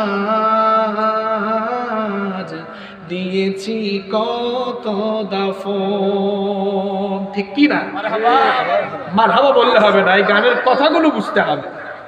সুবহানাল্লাহ, আলহামদুলিল্লাহ, মারহাবা বলে বাড়ি গেলেই চলবে, কথাগুলোর মর্মার্থ বুঝে যেতে হবে। এই মসজিদের মাইক থেকে তো আপনারও মৃত্যুর এলান আসবে। আপনি যে গাড়ি বাড়ি টাকা পয়সা ক্ষমতা করে জীবনের গুরুত্বপূর্ণ সময় নষ্ট করছেন, একটা পয়সাও নিয়ে যেতে পারবেন না। কাফনের কাপড়ের কোনো পকেট নাই। এই টাকার জন্য দিনকে রাত করে দিচ্ছেন, রাতকে আপনি দিন বানিয়ে ফেলছেন, কিন্তু কাপড়ের সেই সাদা কাপড়ে একটা পকেটও নাই। যে দামি দামি কাপড় ইউজ করেন, ওই দামি দামি কাপড় আপনার গা থেকে খুলে এরপরে সাদা কাপড় দিয়ে পেঁচিয়ে আপনাকে 3.5 হাত মাটিতে শোয়ানো হবে। ওই কবরের জীবনে যদি ভালো থাকতে চান, নামাজ ধরেন ভাই, আল্লাহর ওয়াস্তে নামাজ ছেড়ে দিয়ে দেন। আমরা নামাজকে বলি কাজ আছে, অথচ বলা উচিত ছিল, কাজকে বলা উচিত ছিল আমাদের নামাজ। নামাজ চলে যাচ্ছে, ফজর যায় ঘুমে। ওই যে কবি খুব সুন্দর করে বলেছেন, ঘুমাইয়া কাজা করেছ ফজর, ঘুমাইয়া কাজা করেছ ফজর, তখনও জাগনি যখন জোহর, হেলায় খেলায় কেটেছে আসর, মাগরিবের ওই শুনিয়া দান, এখনো জামাতে হওরে শামিল, এখনো এর সাথে আছে স্থান, বাজিছে দামামা বাদ্রে মামা, শির চুকরি মুসলমান, দাওয়াত এসেছে নয়া জামানার, ভাঙা কেল্লা ইউরে নিশান। আমাদের জীবনের চরম বাস্তবতা এই কবিতায় ফুটে উঠেছে। আপনার ঘরটাকে সুখী পরিবার বানাতে চান, ঘরে নামাজ এর পরিবেশ নিশ্চিত করুন। হাজবেন্ড ওয়াইফকে নামাজের কথা বলুন, ওয়াইফ হাজবেন্ডকে নামাজের কথা বলুন, সন্তানগুলোকে নামাজি বানান। আমার নবী বলেছেন, মুরু আওলাদাকুম বিসসালাতি ওয়া হুম আবনাউ 7 সিনিন, এদের বয়স 7 বছর হয়ে গেলে নামাজের কথা বলেন। মায়েরা বোনেরা যখন নামাজে দাঁড়াবেন, মেয়েটাকে নিয়ে যায় নামাজে দাঁড়ান। আপনারা যখন মসজিদে আসবেন, ছোট্ট ছোট্ট 7 বছর 8 বছর হয়ে গেলে নামাজে নিয়ে আসা শুরু করে দেন। দেখবেন প্রথমে নামাজে আসার পরে খুব শয়তানি করবে, দুষ্টামি করবে। এই দুষ্টামি করলে আপনারা মন খারাপ করে এদেরকে থাপ্পড় দিয়েন না। কিছুদিন আগে আমাকে এক ডাক্তার বললেন, হুজুর আমার ছেলেটাকে মসজিদে আনতে পারি না। একটি পাবলিক মেডিকেলের ডাক্তার তিনি। বললাম কেন? একদিন মসজিদে আনার পর রাগ করে থাপ্পড় দিয়ে দিয়েছিলাম। এখন সে মনে করে মসজিদ মানে থাপ্পড় খাওয়ার জায়গা। এই কাজ আমাদের দেশের অনেক মুরব্বীরাও করে। বাচ্চারা মসজিদে আসলে যে মেজাজ দেখা, আপনাদের এলাকায় এগুলো আছে? আচ্ছা বলে, এই বাচ্চাগুলোকে যদি এরকম আচরণ করে মসজিদ থেকে বের করে দেন, এরা জীবনে আর মসজিদে আসবে? ভয় পেয়ে যাবে। মসজিদ মানে আতঙ্কের জায়গা। উল্টা কাজ করেন। যখন মসজিদে যাবেন পকেটে কিন্তু চকলেট নেন, লজেন্স নেন। চকলেট বাদ দেন ভাই, আমাদের দেশের মসজিদে তো কয়েলও পাওয়া যায় না। এরাবিয়ান কান্ট্রিগুলোতে সফর করলে আপনারা দেখবেন আরব দেশের মসজিদগুলোতে পানি থাকে, খেজুর থাকে, জুস থাকে, যার যেরকম মন চায় খাইতেছে। আমাদের দেশে এগুলো নাই। এই পরিবেশ আমাদেরকে তৈরি করতে হবে। বাচ্চাগুলো আসলে, যেমন আমি মাঝে মাঝে এই কাজ করি, আমি বাচ্চাদেরকে মসজিদের বেদের কাছে ডেকে আনি, মাথায় হাত বুলাই দিই, ঠিক আছে বাবা মসজিদে আসছো, এরপরের ওয়াক্তেও আসি। তারপরে পকেট থেকে বের করে একটা চকলেট দিলাম, খুশি হয়ে যাবে, মনে করবে ও বুঝছি মসজিদে আসলে চকলেট পাওয়া। আপনারা নামাজ আদায় করবেন আর পেছনে বাচ্চারা যদি কিচির মিচির করে, দৌড়াদৌড়ি করে, দুষ্টামি করে, কনফার্ম আপনাদের পরবর্তী প্রজন্ম নামাজি হয়ে যাবে। আর যদি আপনারা নামাজ আদায় করেন, পেছনে কোনো বাচ্চা কাচ্চা না থাকে, বুঝতে হবে নেক্সট জেনারেশন বেনামাজি হয়ে যাচ্ছে। বাচ্চাদের নামাজ খুব সুন্দর। আমরা সাজদায় গিয়ে বলি সুবহান রাব্বিয়াল আলা। এরা এত দুষ্ট, মাথা উঠায় একটা আরেকটা কয়, দেখ কার জুতা সবচাইতে বালা। রুকুতে আমরা যখন সুবহান রাব্বিয়াল আজিম বলি, একটা আরেকটার কানের কাছে মুখ নিয়ে বলে, এই চেয়ারম্যান সাহেবের বাড়িতে কিন্তু আম পাকছে, চল আম চুরি করতে যাবো। চুরির মিটিং না আমাদের চলে। এই মিটিং করতে করতে, এই হাসাহাসি দুষ্টুমি করতে করতেই দেখবেন এই বাচ্চাগুলো একদিন মসজিদের সভাপতি হবে, সেক্রেটারি হবে, মুতওয়াল্লি হবে। এদের মধ্যে কেউ কেউ যুগ শ্রেষ্ঠ আলেম হয়ে যাবে। আমি যদি আমার কথা বলি, আমার নিজেরও মনে আছে না, আমাদের কত হাসাহাসি আমি করছি, কত দুষ্টামি করছি। এই হাসাহাসি দুষ্টমি করতে করতে এখন বাংলাদেশের বড় বড় মসজিদগুলোতে আমরা খুতবা দিই, ইমামতি করি। তো বাচ্চাগুলোকে মসজিদ থেকে বের করে দিবেন না। আমরা আমাদের বাচ্চাগুলোকে মসজিদে নিয়ে আসবো, বলেন ইনশাআল্লাহ। গিফট দিবেন। আমরা তো গিফট দিতে চাই না, খালি গিফট নিতে চাই। গিফট মানে হাদিয়া। ইংরেজিতে বলে গিফট, বাংলায় বলে উপহার, আরবিতে বলা হয় কি হাদিয়া। দেও সুন্নাহ নেও সুন্নাহ। এই যে আজকে আমি মশিউর ভাইকে পেলাম, আমার সাথে কিছুই ছিল না, একটা আতর ছিল, আরব দেশের আতর, দিয়ে দিলাম। আপনি যাকে পাবেন গিফট করবেন, যাই পারেন গিফট করেন, সম্পর্ক বাড়িয়ে দিবেন কে? আমরা খালি নিতে চাই, খাওয়াইতে চাই না, খালি খাওয়ার দান্দায় থাকতে চাই। মেজবান খাওয়াবে না। আপনাদের সাতক্ষীরা অঞ্চলে তো মেজবান নাই না? কেন আছে? মারা যাওয়ার পরে খাওয়ায়।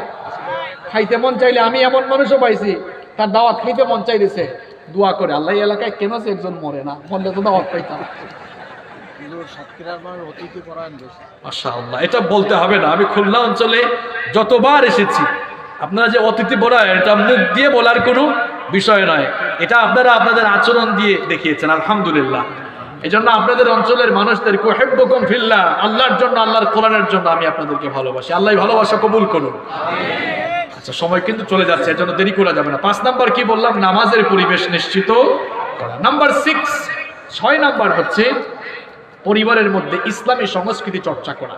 এই যে আজকে মিজান ভাইয়ের বাসায় আমি আসলাম, ওনার ছোট্ট ছেলে, ছোট্ট মেয়ে কি সুন্দর করে কোরআন তেলাওয়াত শোনালো আমাকে, ইসলামী সঙ্গীত শোনালো, এবং তাদের কথাবার্তার মধ্যে ইসলামী সংস্কৃতির ছোঁয়া আমি পেলাম।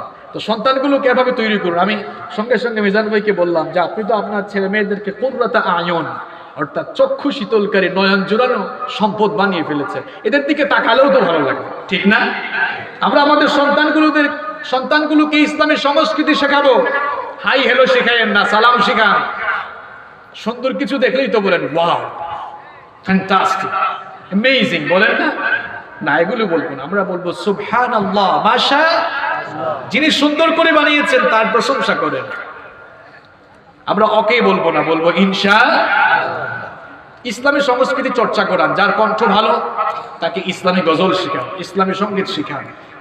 তাকে কোরআন তেলাওয়াত শেখান। নাম্বার 7 নাম্বার হলো পরিবারের মধ্যে দিন চর্চা নিশ্চিত করা। আমাদের পরিবারগুলোতে দিন চর্চা নিশ্চিত করতে হবে। আপনার ছেলেকে আপনার মেয়েকে অ আ ক খ ABCD পড়ে শিখাইয়েন, আলিফ বা তা থা আগে শিখাইয়েন। Teach your children the holy book Quran. The holy book Quran will teach your children everything. আপনার সন্তানকে আপনি কোরআন শিখান, দেখবেন এই কোরআন আপনার সন্তানকে পৃথিবীর সকল জ্ঞান বিজ্ঞানের সাথে পরিচিত করে দিবে। একটি বাস্তবিক কথা হলো এই, আমাদের অনেকের সন্তানদেরকে আমরা ও লেভেল এ লেভেল ইংলিশ মিডিয়ামে ব্রিটিশ কারিকুলামে পড়াশোনা করাই। দেখা যায় এরা প্রমিত বাংলায় কথা বলতে পারে, এরা ইংরেজিতে খুব সুন্দর করে কথা বলতে পারে, প্রোনাউন্সিয়েশন খুব ভালো, কিন্তু যখনই তাকে আউযুবিল্লাহ বিসমিল্লাহ পড়তে দিবেন একেবারে দাঁত মুখ ভেঙে যাওয়ার উপক্রম হয়ে যাবে। এমন কুসন্তান দেখে যাইয়েন না। অবশ্যই আপনি আপনার সন্তানকে ইংরেজি শিখাবেন, বিজ্ঞান শিখাবেন, প্রয়োজনে ইংলিশ মিডিয়ামেও পড়াবেন, কোনো অসুবিধা নাই, কিন্তু সবার আগে তাকে আল্লাহর কোরআন শিখান, তখন এই সন্তানটা সুসন্তান হবে। আজ দিন চর্চার ব্যাপারে আমরা উদাসীন হই, আর কিছু মানুষ তো দিন চর্চায় বাধাও দেয়, এরকম মনে হয় নাই।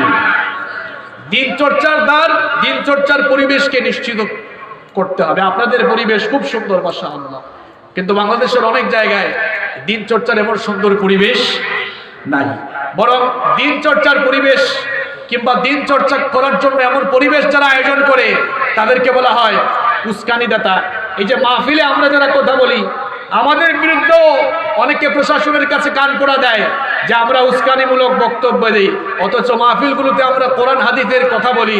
উস্কানিমূলক ভাষায় যারা আমাদেরকে গালিগালাজ করে তাদেরকে বলা হয় না তারা উস্কানিমূলক বক্তব্য দেয়, আমরা যারা কোরআন হাদিস থেকে কথা বলি আমাদেরকে উল্টা করে উস্কানিমূলক বক্তব্য দেই বলে অভিযোগ করা হয়। এজন্য আমরা বলি যে প্রত্যেকটি মাহফিলে প্রশাসনের ভাইরা থাকা উচিত, তাহলে তাদের কাছে এই কনসেপ্ট ক্লিয়ার হয়ে যাবে যে প্রশাসন যা চায়, সরকার যা চায়, সরকার চান দেশের শান্তি শৃঙ্খলা রক্ষা থাকুক, শান্তি শৃঙ্খলা এই দেশে বজায় থাকুক। শান্তি শৃঙ্খলা বজায় রাখার জন্য এই দেশের আলেম উলামারা অগ্রণী ভূমিকা পালন করছেন, কারণ সরকার মাদকের বিরুদ্ধে, জঙ্গিবাদের বিরুদ্ধে। আল্লাহর কোরআনের মাহফিলে আমরাও জঙ্গিবাদের বিরুদ্ধে, মাদকের বিরুদ্ধে কথা বলি। এই মাহফিলগুলো থেকে আমরা মানুষদেরকে ভালো বানানোর, শুধু ভালো বানানো যে তা না, এই মাহফিলগুলোতে এসে কত চোর ডাকাত আল্লাহর ওলি হয়ে গিয়েছে। পুলিশ ভাইয়েরা পিটাইয়া যা করতে পারে না, আমরা অনেক সময় এই মাহফিলগুলোকে মানুষকে কাদাইয়া ঠিক করে ফেলি। এরকম আছে না নাই? আমাদের এই দেশের অনেক হুজুরদের ওয়াজ শুনে অনেক চোর চুরি চামারি ছেড়ে দিয়েছে, অনেক বেনামাজি নামাজ ধরেছে। এই জন্য এই মাহফিলগুলো মুসলমানদের দিলের খোরাক, মানুষের আবেগ অনুভূতির জায়গা। এই মাহফিল যত পারবে, কোরআন হাদিসের কথা যত পারবে, এই দেশের পরিবেশ আরো সুন্দর হবে ইনশাআল্লাহ। আমি এই তালাবাসী, তালা উপজেলার প্রশাসনকে ধন্যবাদ জানাবো, তারা আজকের এই প্রোগ্রামকে বাস্তবায়নের জন্য আন্তরিক সহযোগিতা করেছেন। আল্লাহ যেন এর জন্য তাদেরকে উত্তম জাযা দান করেন, বলেন আমিন। 8 নম্বর হলো ফ্যামিলির মধ্যে পর্দা নিশ্চিত করা। পর্দা কি শুধু নারীদের জন্য না, আপনাদের জন্য আছে। সূরাতুন নূরে আল্লাহ তাআলা পর্দার কথা বলেছেন, নারীদের পর্দার কথা আল্লাহ তাআলা পরে বলেছেন, পুরুষদের পর্দার কথা আগে বলেছেন। আল্লাহ তাআলা বলেছেন কুল্লিল মুমিনিনা ইয়াগুদ্দু মিন আবসারিহিম, আপনার চক্ষুকে পরনারী থেকে আপনি নিম্নগামী করবেন। 14 জন নারী ছাড়া বাকি নারীদের সাথে অপ্রয়োজনে কথা বলা যাবে না। আমার বোনেরা যারা আছেন পর্দা করে চলাচল করবেন।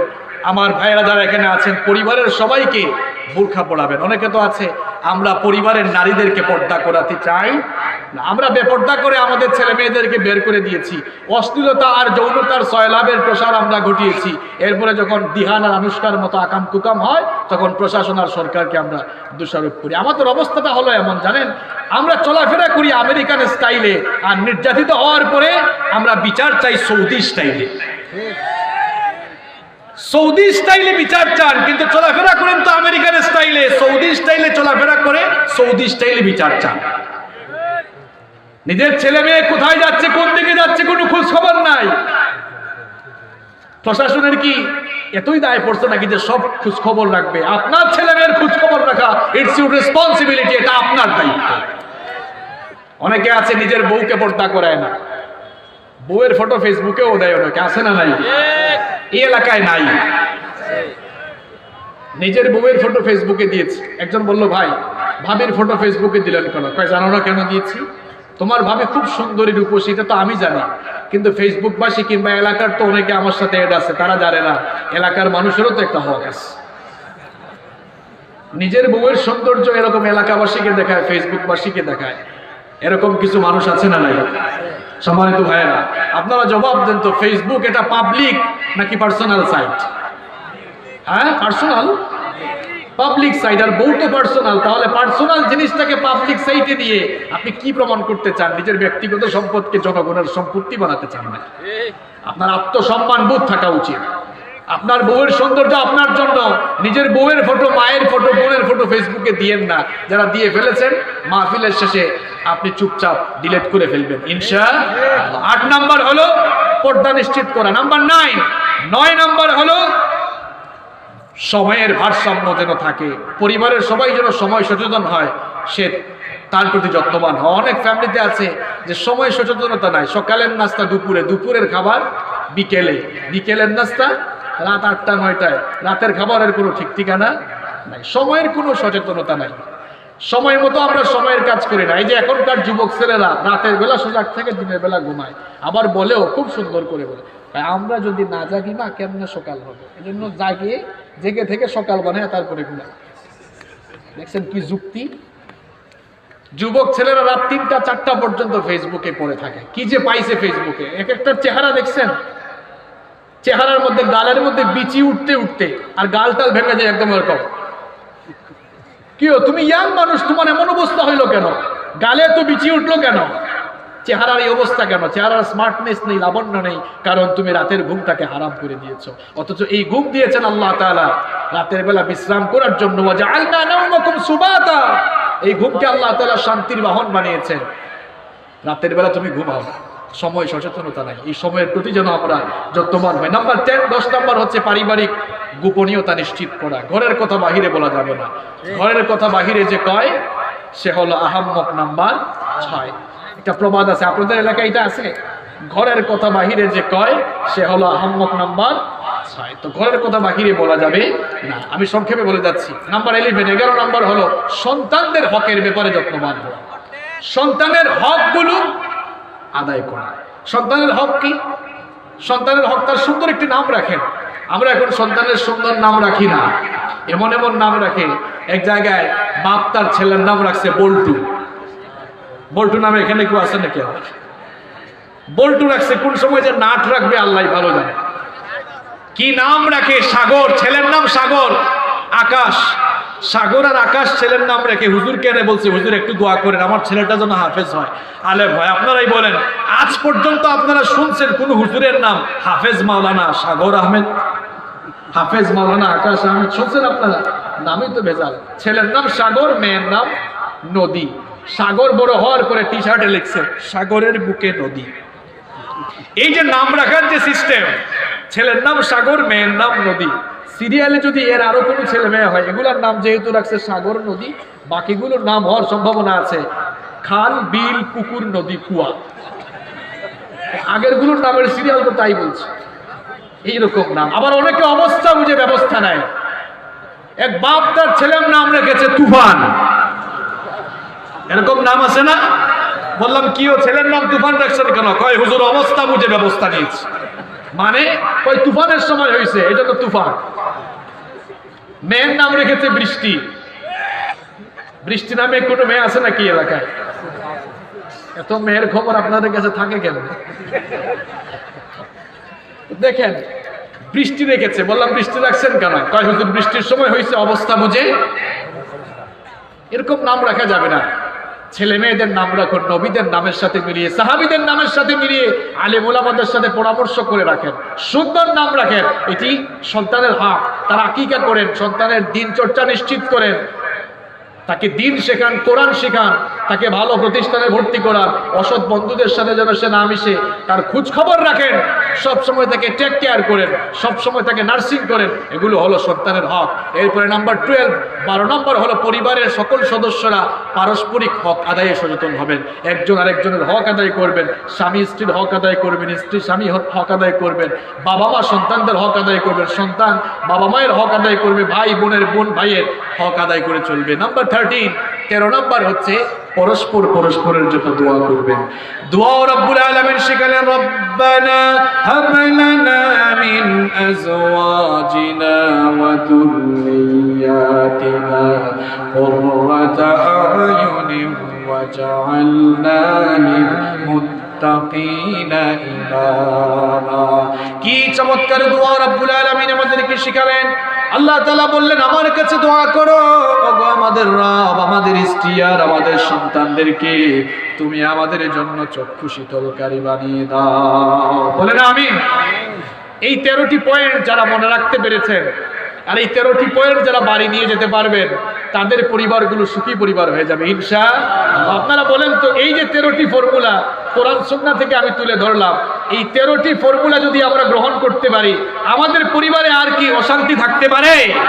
আসুন এই 13টি ফর্মুলা, 13টি প্রেসক্রিপশন নিয়ে বাড়ি যাই, তাহলে আমাদের পরিবারগুলো সুখী পরিবার হয়ে যাবে ইনশাআল্লাহ। আল্লাহ তাআলা আমাদের সকলকে সেই তৌফিক দান করুন।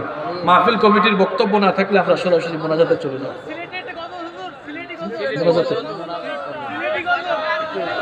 সিলেটি গজল গায়ে লাভ আছে? সিলেটি গজল বুঝেন আপনারা?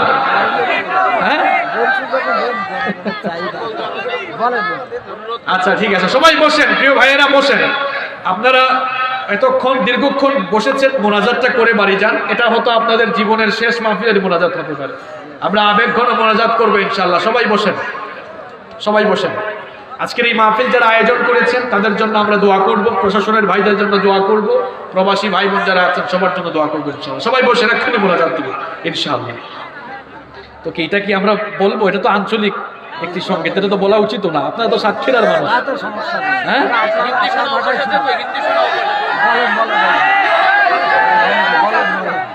আচ্ছা, আঞ্চলিকতার কোনো স্থান কিন্তু ইসলামে নাই, তবে এটা আল্লাহর কুদরতের একটা নিদর্শন।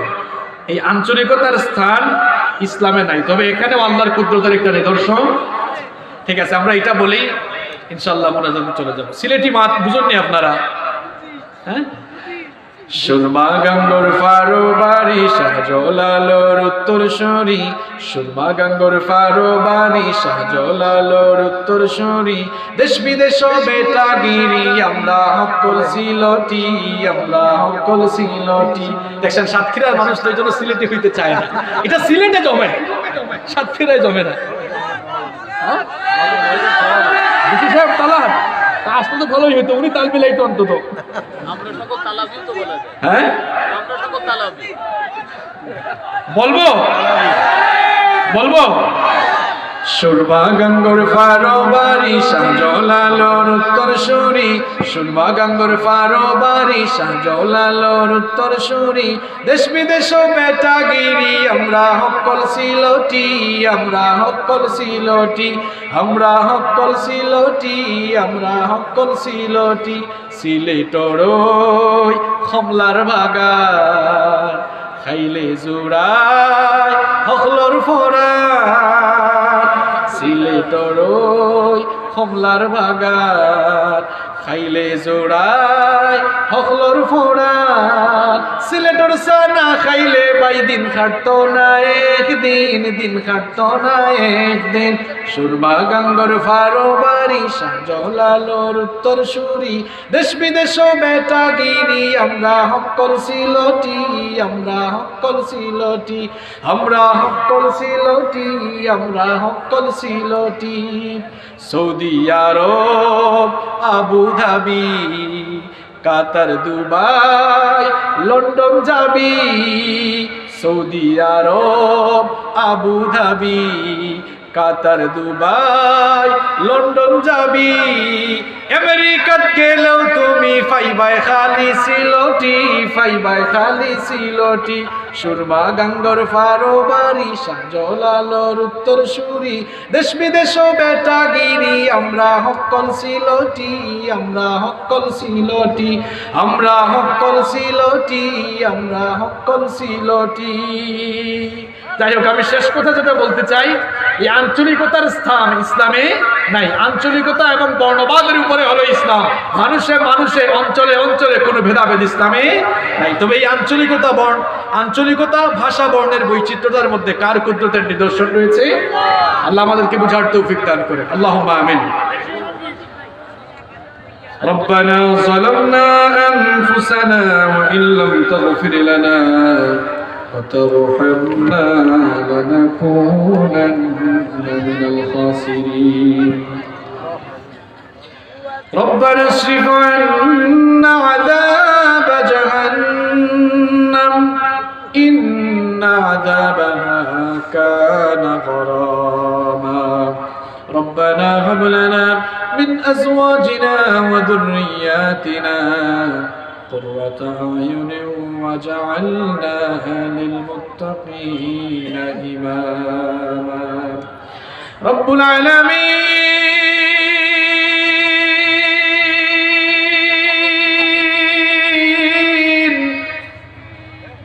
গভীর রাত পর্যন্ত তোমার কোরআন পাগল বান্দারা নীরবে বসে বসে তোমার কিতাব থেকে তারা আলোচনা শুনেছেন রব্বুল আলামিন গভীর এই রজনীতে আমরা যারা হাত তুলেছি আমরা প্রত্যেকেই বড় গুনাহগার গুনাহ করতে করতে জীবনটাকে আমরা কলুষিত করে ফেলেছি রব্বুল আলামিন পাপের সাগরে ভাসতে ভাসতে জীবনটাকে বরবাদ করে দিয়েছি তুমি তো বলেছো লা তাকনাতু মির রাহমাতিল্লাহ পাহাড় সমপরিমাণ গুনাহ করে ফেললেও আমার বান্দারা তোরা আমার রহমত থেকে নিরাশ হয়ে যাইস না রব্বুল আলামিন কেবলমাত্র তোমার দয়া আর করুণার আশা করে জীবনের সমস্ত গুনাহগুলোকে সামনে নিয়ে এতিমের মতো গোলামের মতো মাথা নত করে ভিক্ষুকের মতো দোকানা হাত তোমার কাছে তুলেছি রব্বুল আলামিন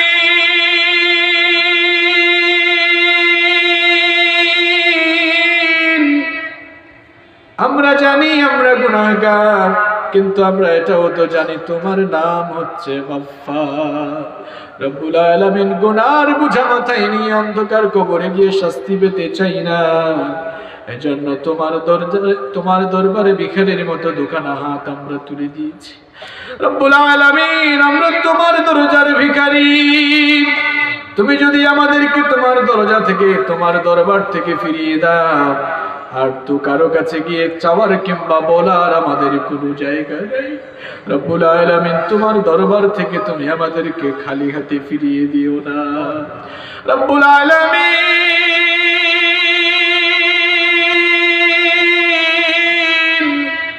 আমরা কে যে কখন অন্ধকার কবরে চলে যাই জানি না রব্বুল আলামিন আজ ঘরে বসে গোটা দুনিয়ার খবর নেওয়া যায় ঘরে বসে গোটা দুনিয়ার খবর নেওয়া গেল আমরা তো কেউ জানি না আমাদের কার জন্য কাফনের কাপড় সে দোকানে রেডি হয়ে আছে রব্বুল আলামিন আজকে আমরা হাত তুলে মুনাজাত করে তোমার কাছে ফরিয়াদ করার সুযোগ পেয়েছি হয়তো জীবনে আর কোনোদিন এভাবে হাত তোলার সুযোগ নাও পেতে পারি এমনও তো হতে পারে আজকের এই মোনাজাত আমাদের কারো কারোর জন্য জীবনের শেষ মোনাজাত হয়ে যেতে পারে রব্বুল আলামিন যদি আমাদের গুনাহগুলো বাকি থেকে যায় আর এরকম গুনাহগার অবস্থায় অন্ধকার কবরে যায় তাহলে তো কবরে গিয়ে জাহান্নাম ছাড়া আর কিছুই নসিব হবে না রব্বুল আলামিন তুমি আমাদেরকে মাটি দিয়ে সৃষ্টি করেছো মাটির তৈরি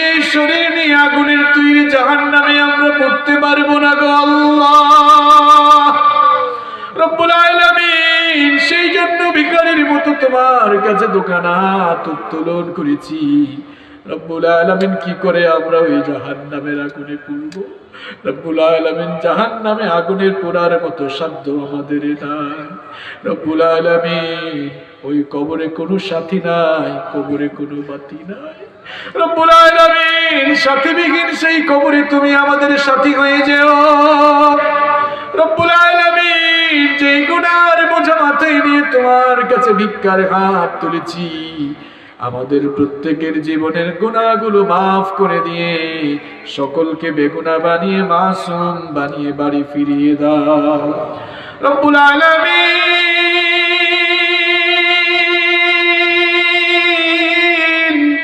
আমরা যারা হাত তুলেছি আমাদের সকলকে 5 ওয়াক্তের নামাজি বানিয়ে দাও শয়তানের ধোঁকায় পড়ে শয়তানের ওয়াসওয়াসায় পড়ে কত ওয়াক্তের নামাজ আমরা ছেড়ে দিয়েছি রব্বুল আলামিন আমরা বুঝতে পারি নাই। রব্বুল আলামিন আজ তোমার কাছে তাওবা করছি, তোমার সাথে ওয়াদা করছি আর কখনোই আমরা নামাজ ছেড়ে দিব না। রব্বুল আলামিন মসজিদের সাথে আমাদের সম্পর্ক বৃদ্ধি করে দাও। রব্বুল আলামিন মসজিদের সাথে আমাদের কলবের তাআল্লুক তুমি পয়দা করে দাও। রব্বুল আলামিন আমাদের স্ত্রী, সন্তান, সন্ততি, পরিবার পরিজনের সকলকে নামাজি বানিয়ে দাও। রব্বুল আলামিন আমাদের কলিজার টুকরা মা বাবাকে তুমি মাফ করে দাও। রব্বুল আলামিন গভীর এই রাতে তোমার কাছে আমরা যখন হাত তুলেছি, মনে পড়ে গেল আমাদের জন্মদাতা প্রিয় বাবার কথা। আমাদের বাবা আমাদেরকে কত কষ্ট সহ্য করে লালন পালন করেছেন। রব্বুল আলামিন বাবার কথা মনে হলে ছোটবেলার সেই দৃশ্যগুলো স্মৃতিপটে ভেসে আসে। বাবা আমাদেরকে বটবৃক্ষের মতো ছায়া দিয়ে লালন পালন করেছে। রব্বুল আলামিন বাবা সন্তানদেরকে এমন ভাবে লালন পালন করে, সন্তানকে নিয়ে যখন খাবার খেতে বসে যান, নিজে না খেয়ে সন্তানের মুখে খাবারের লোকমা তুলে দেয়। রব্বুল আলামিন ঘাম ঝরানো পয়সা দিয়ে, উপার্জিত পয়সা দিয়ে কত কষ্ট করে লালন পালনের বন্দোবস্ত করেছে, আমাদেরকে ভরণ পোষণ করেছে, লেখাপড়া শিখিয়ে মানুষ করেছে। সারা জীবন কত ধন দৌলত উপার্জন করলো, আর মৃত্যুর সময় সব কিছু আমাদেরকে দিয়ে এতিমের মতো, নিঃস্বের মতো একাকী অন্ধকার কবরে চলে গেল। রব্বুল আলামিন যার বাবা নাই, তার মাথার উপরে কোনো ছায়া নাই। রব্বুল আলামিন যার বাবা নাই, সেই বাপ হারা এতিম সন্তান ছাড়া বাবা হারানোর ব্যথা অন্য কেউ বুঝে না। আমরা যারা বাবা হারিয়ে ফেলেছি, ঘরে গিয়ে আমরা আদর করে বাবা বাবা ডেকে মনের জ্বালা মেটাতে পারি না। রব্বুল আলামিন আমরা যারা বাবা হারিয়ে ফেলেছি, আমাদের বাবার কবরটাকে তুমি জান্নাতুল ফেরদাউস বানিয়ে দাও। রব্বুল আলামিন আমাদের কলিজার টুকরা জনম দুঃখিনী মা, একটি অক্ষর মাত্র মা, কিন্তু মনে হয় যেন গোটা দুনিয়ার সকল মধু তুমি এই নামে ঢেলে দিয়েছ। কত মধু মাখা, কত জাদু মাখা এই নাম। রব্বুল আলামিন আমরা যদি আমাদের শরীরের চামড়া দিয়ে মায়ের জন্য স্যান্ডেলের ফিতাও বানিয়ে দেই, ছোট্টবেলায় মায়ের যে বুকের দুধ চুষে চুষে খেয়ে বড় হয়েছি, এক ফোঁটা দুধের হক আদায় করা সম্ভব হবে না। রব্বুল আলামিন মা যে আমাদের জন্য কত কষ্ট সহ্য করেছেন, ভাষায় প্রকাশ করা তা সম্ভব হবে না। রব্বুল আলামিন গর্ভধারণের যে কি কঠিন যন্ত্রণা, এটা তো পৃথিবীর কোনো পুরুষ মানুষ বুঝে না। একদিন আর 2 দিন নয়, 9 মাস 10 মাস 10 দিন আমাদের মা আমাদেরকে গর্ভধারণ করেছে। গর্ভধারণের সেই দিনগুলো মায়ের জন্য কি নিদারুণ কষ্ট আর যাতনার দিন ছিল।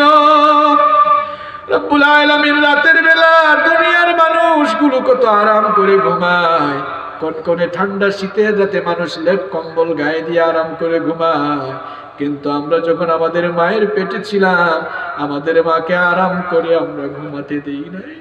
রাতের বেলা যখন সন্তান মায়ের পেটের ভেতরে হাত পা দিয়ে গুতাগুতি করে নড়াচড়া শুরু করে দেয়, মায়ের কলিজা ছেঁড়া ব্যথা তখন শুরু হয়ে যায়।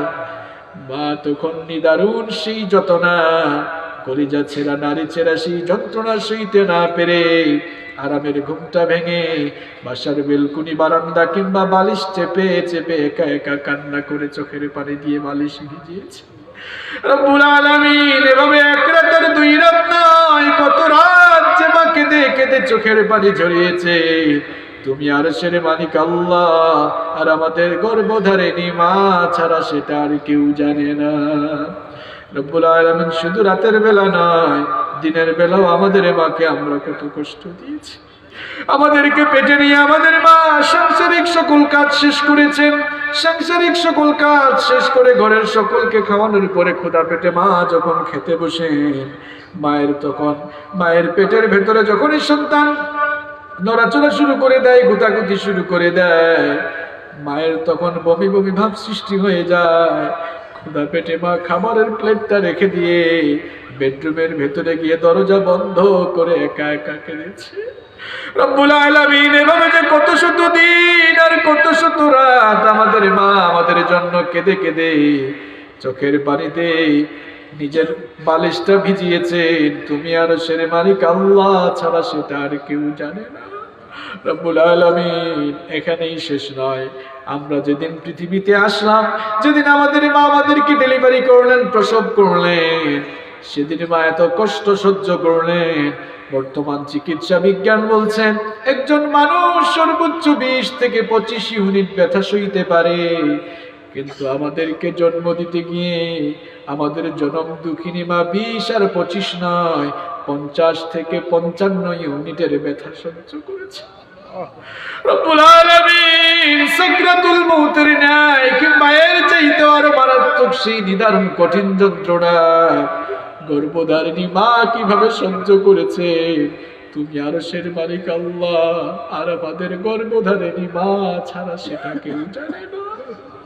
রব্বুল আলামিন, এভাবে নারী ছেড়া কষ্ট যন্ত্রণা শেষে আমাদেরকে আমাদের মা ডেলিভারি করলেন।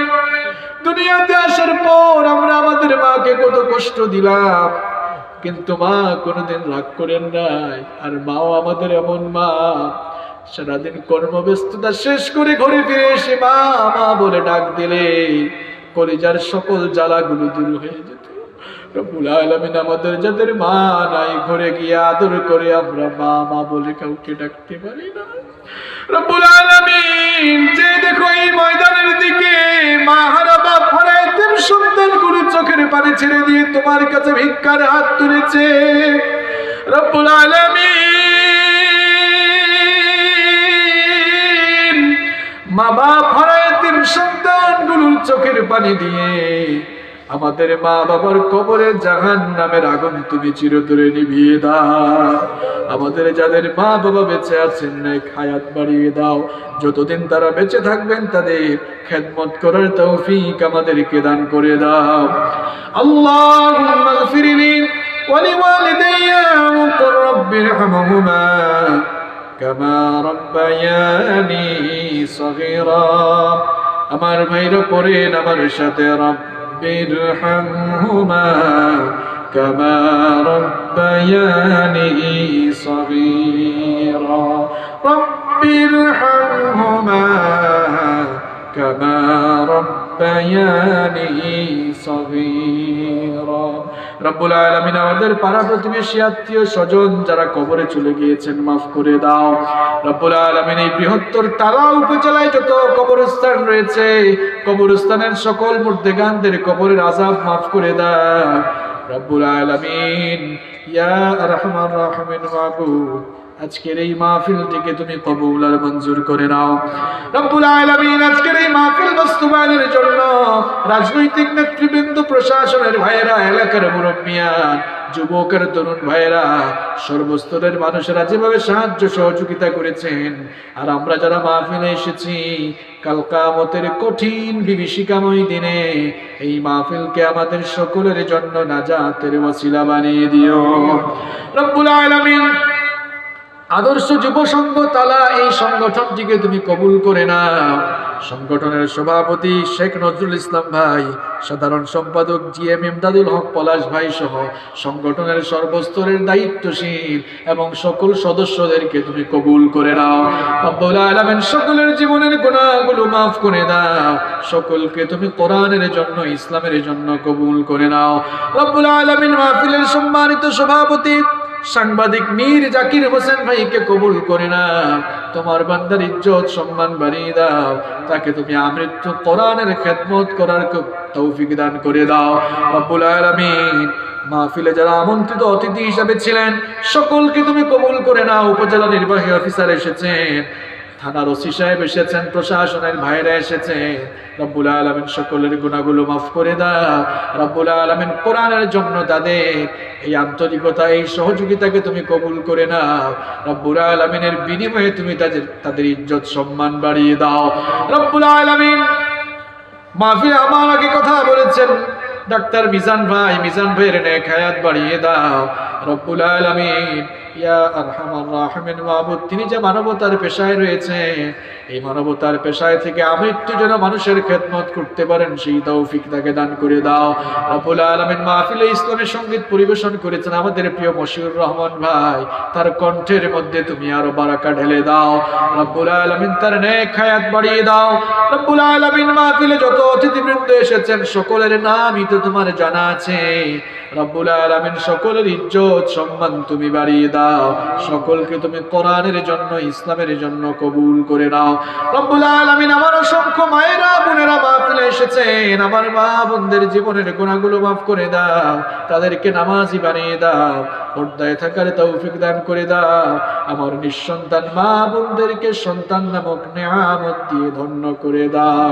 রব্বুল আলামিন মাহফিলে অনেক মিডিয়ার ভাইয়েরা এসেছেন, আমার এই মিডিয়ার ভাইদেরকে তুমি কবুল করে নাও। রব্বুল আলামিন তাকওয়া আর ইখলাসের ভিত্তিতে তারাও যেন দাওয়াতি ময়দানে ভূমিকা পালন করতে পারে সেই তৌফিকের বুঝ তাদের অন্তরে তুমি ঢেলে দাও। রব্বুল আলামিন রাতের বেলা পথ চলাচলে তুমি তাদের সাহায্যকারী হয়ে যাও। রব্বুল আলামিন ইয়া আরহামার রাহিমিন মাবুদ, আমাদের প্রবাসী ভাই বোনদেরকে তুমি হেফাজত করো, অসুস্থ যারা রয়েছেন তাদেরকে তুমি শিফা দান করো। বিশেষ করে আমাদের অত্যন্ত প্রিয় মানুষ শেখ আহমদুল্লাহকে তুমি সুস্থতা দান করে দাও। রব্বুল আলামিন বাংলাদেশের সমস্ত আলেম ওলামাদেরকে তুমি হেফাজত করো। রব্বুল আলামিন আমার দেশের পুলিশ, র্যাব, বিজিবি, সেনাবাহিনী, বিমান বাহিনী, গোয়েন্দা সংস্থা, ডিবি সহ প্রশাসনের সকল ভাইদেরকে তুমি কবুল করে নাও। রব্বুল আলামিন সকলের অন্তরকে তুমি কোরআনের নূর দিয়ে মুনাওয়ার করে দাও। রব্বুল আলামিন শেষ আবেদন তোমার কাছে গো আল্লাহ, দুনিয়াতে কেউ আমরা চিরদিন থাকবো না। রব্বুল আলামিন আমরা তো গুনাহগার মানুষ, আমাদের গুনাহের কারণে গাড়ির নিচে চাপা দিয়ে কঠিন কঠিন রোগ দিয়ে পায়খানা প্রস্রাবে বিছানায় ঘোরাঘুরি করে এমন দিল্লতি আর বেইজ্জতির মৌত আমাদেরকে দিও না। রব্বুল আলামিন আমাদেরকে ইজ্জতের হায়াত দান করো, আর মৃত্যুর সময় ইজ্জতের মৌত নসিব করে দিও। ওগো আল্লাহ, আমাদের সকলকে ইজ্জতের হায়াত তুমি দান করো, মৃত্যুর সময় ইজ্জতের মৃত্যু নসিব করে দিও। আমরা তো গুনাহগার মানুষ, আমাদের গুনাহের কারণে নাফরমানের মৃত্যু দিও না। যখন আমাদের মৃত্যু চলে আসবে, মৃত্যুর সময় চলে আসবে, 5 ওয়াক্ত নামাজে তোমার কুদরতি চরণে যখন সাজদা দেই, কিংবা তাহাজ্জুদের নামাজে যখন তোমার কুদরতি চরণে মাথা লুটিয়ে দেই, সাজদারত অবস্থায়, কোরআন তেলাওয়াতরত অবস্থায়, সপ্তাহের শ্রেষ্ঠ দিন জুমার দিনে, কিংবা বছরের শ্রেষ্ঠ মাস রমাদানের মাসে, তাও যদি নসিবে না হয় তোমার হাবিব বিশ্বনবী মুহাম্মদুর রাসূলুল্লাহ সাল্লাল্লাহু আলাইহি ওয়াসাল্লাম এবং তার সাহাবীরা হাত তুললেই পাগল পারা হয়ে তোমার কাছে যেই মৃত্যুর জন্য আহাজারি করতে, সেই সব চাইতে শ্রেষ্ঠ মর্যাদা সম্পন্ন মওত, শাহাদাতের মওত আমাদেরকে নসিব করে দিও। মৃত্যুর সময় আমাদের সকলকে পুত পবিত্র বানিয়ে আমাদের জবান থেকে তুমি বের করে দিও, লা ইলাহা ইল্লাল্লাহু মুহাম্মাদুর রাসূলুল্লাহ। আসসালামু আলাইকুম।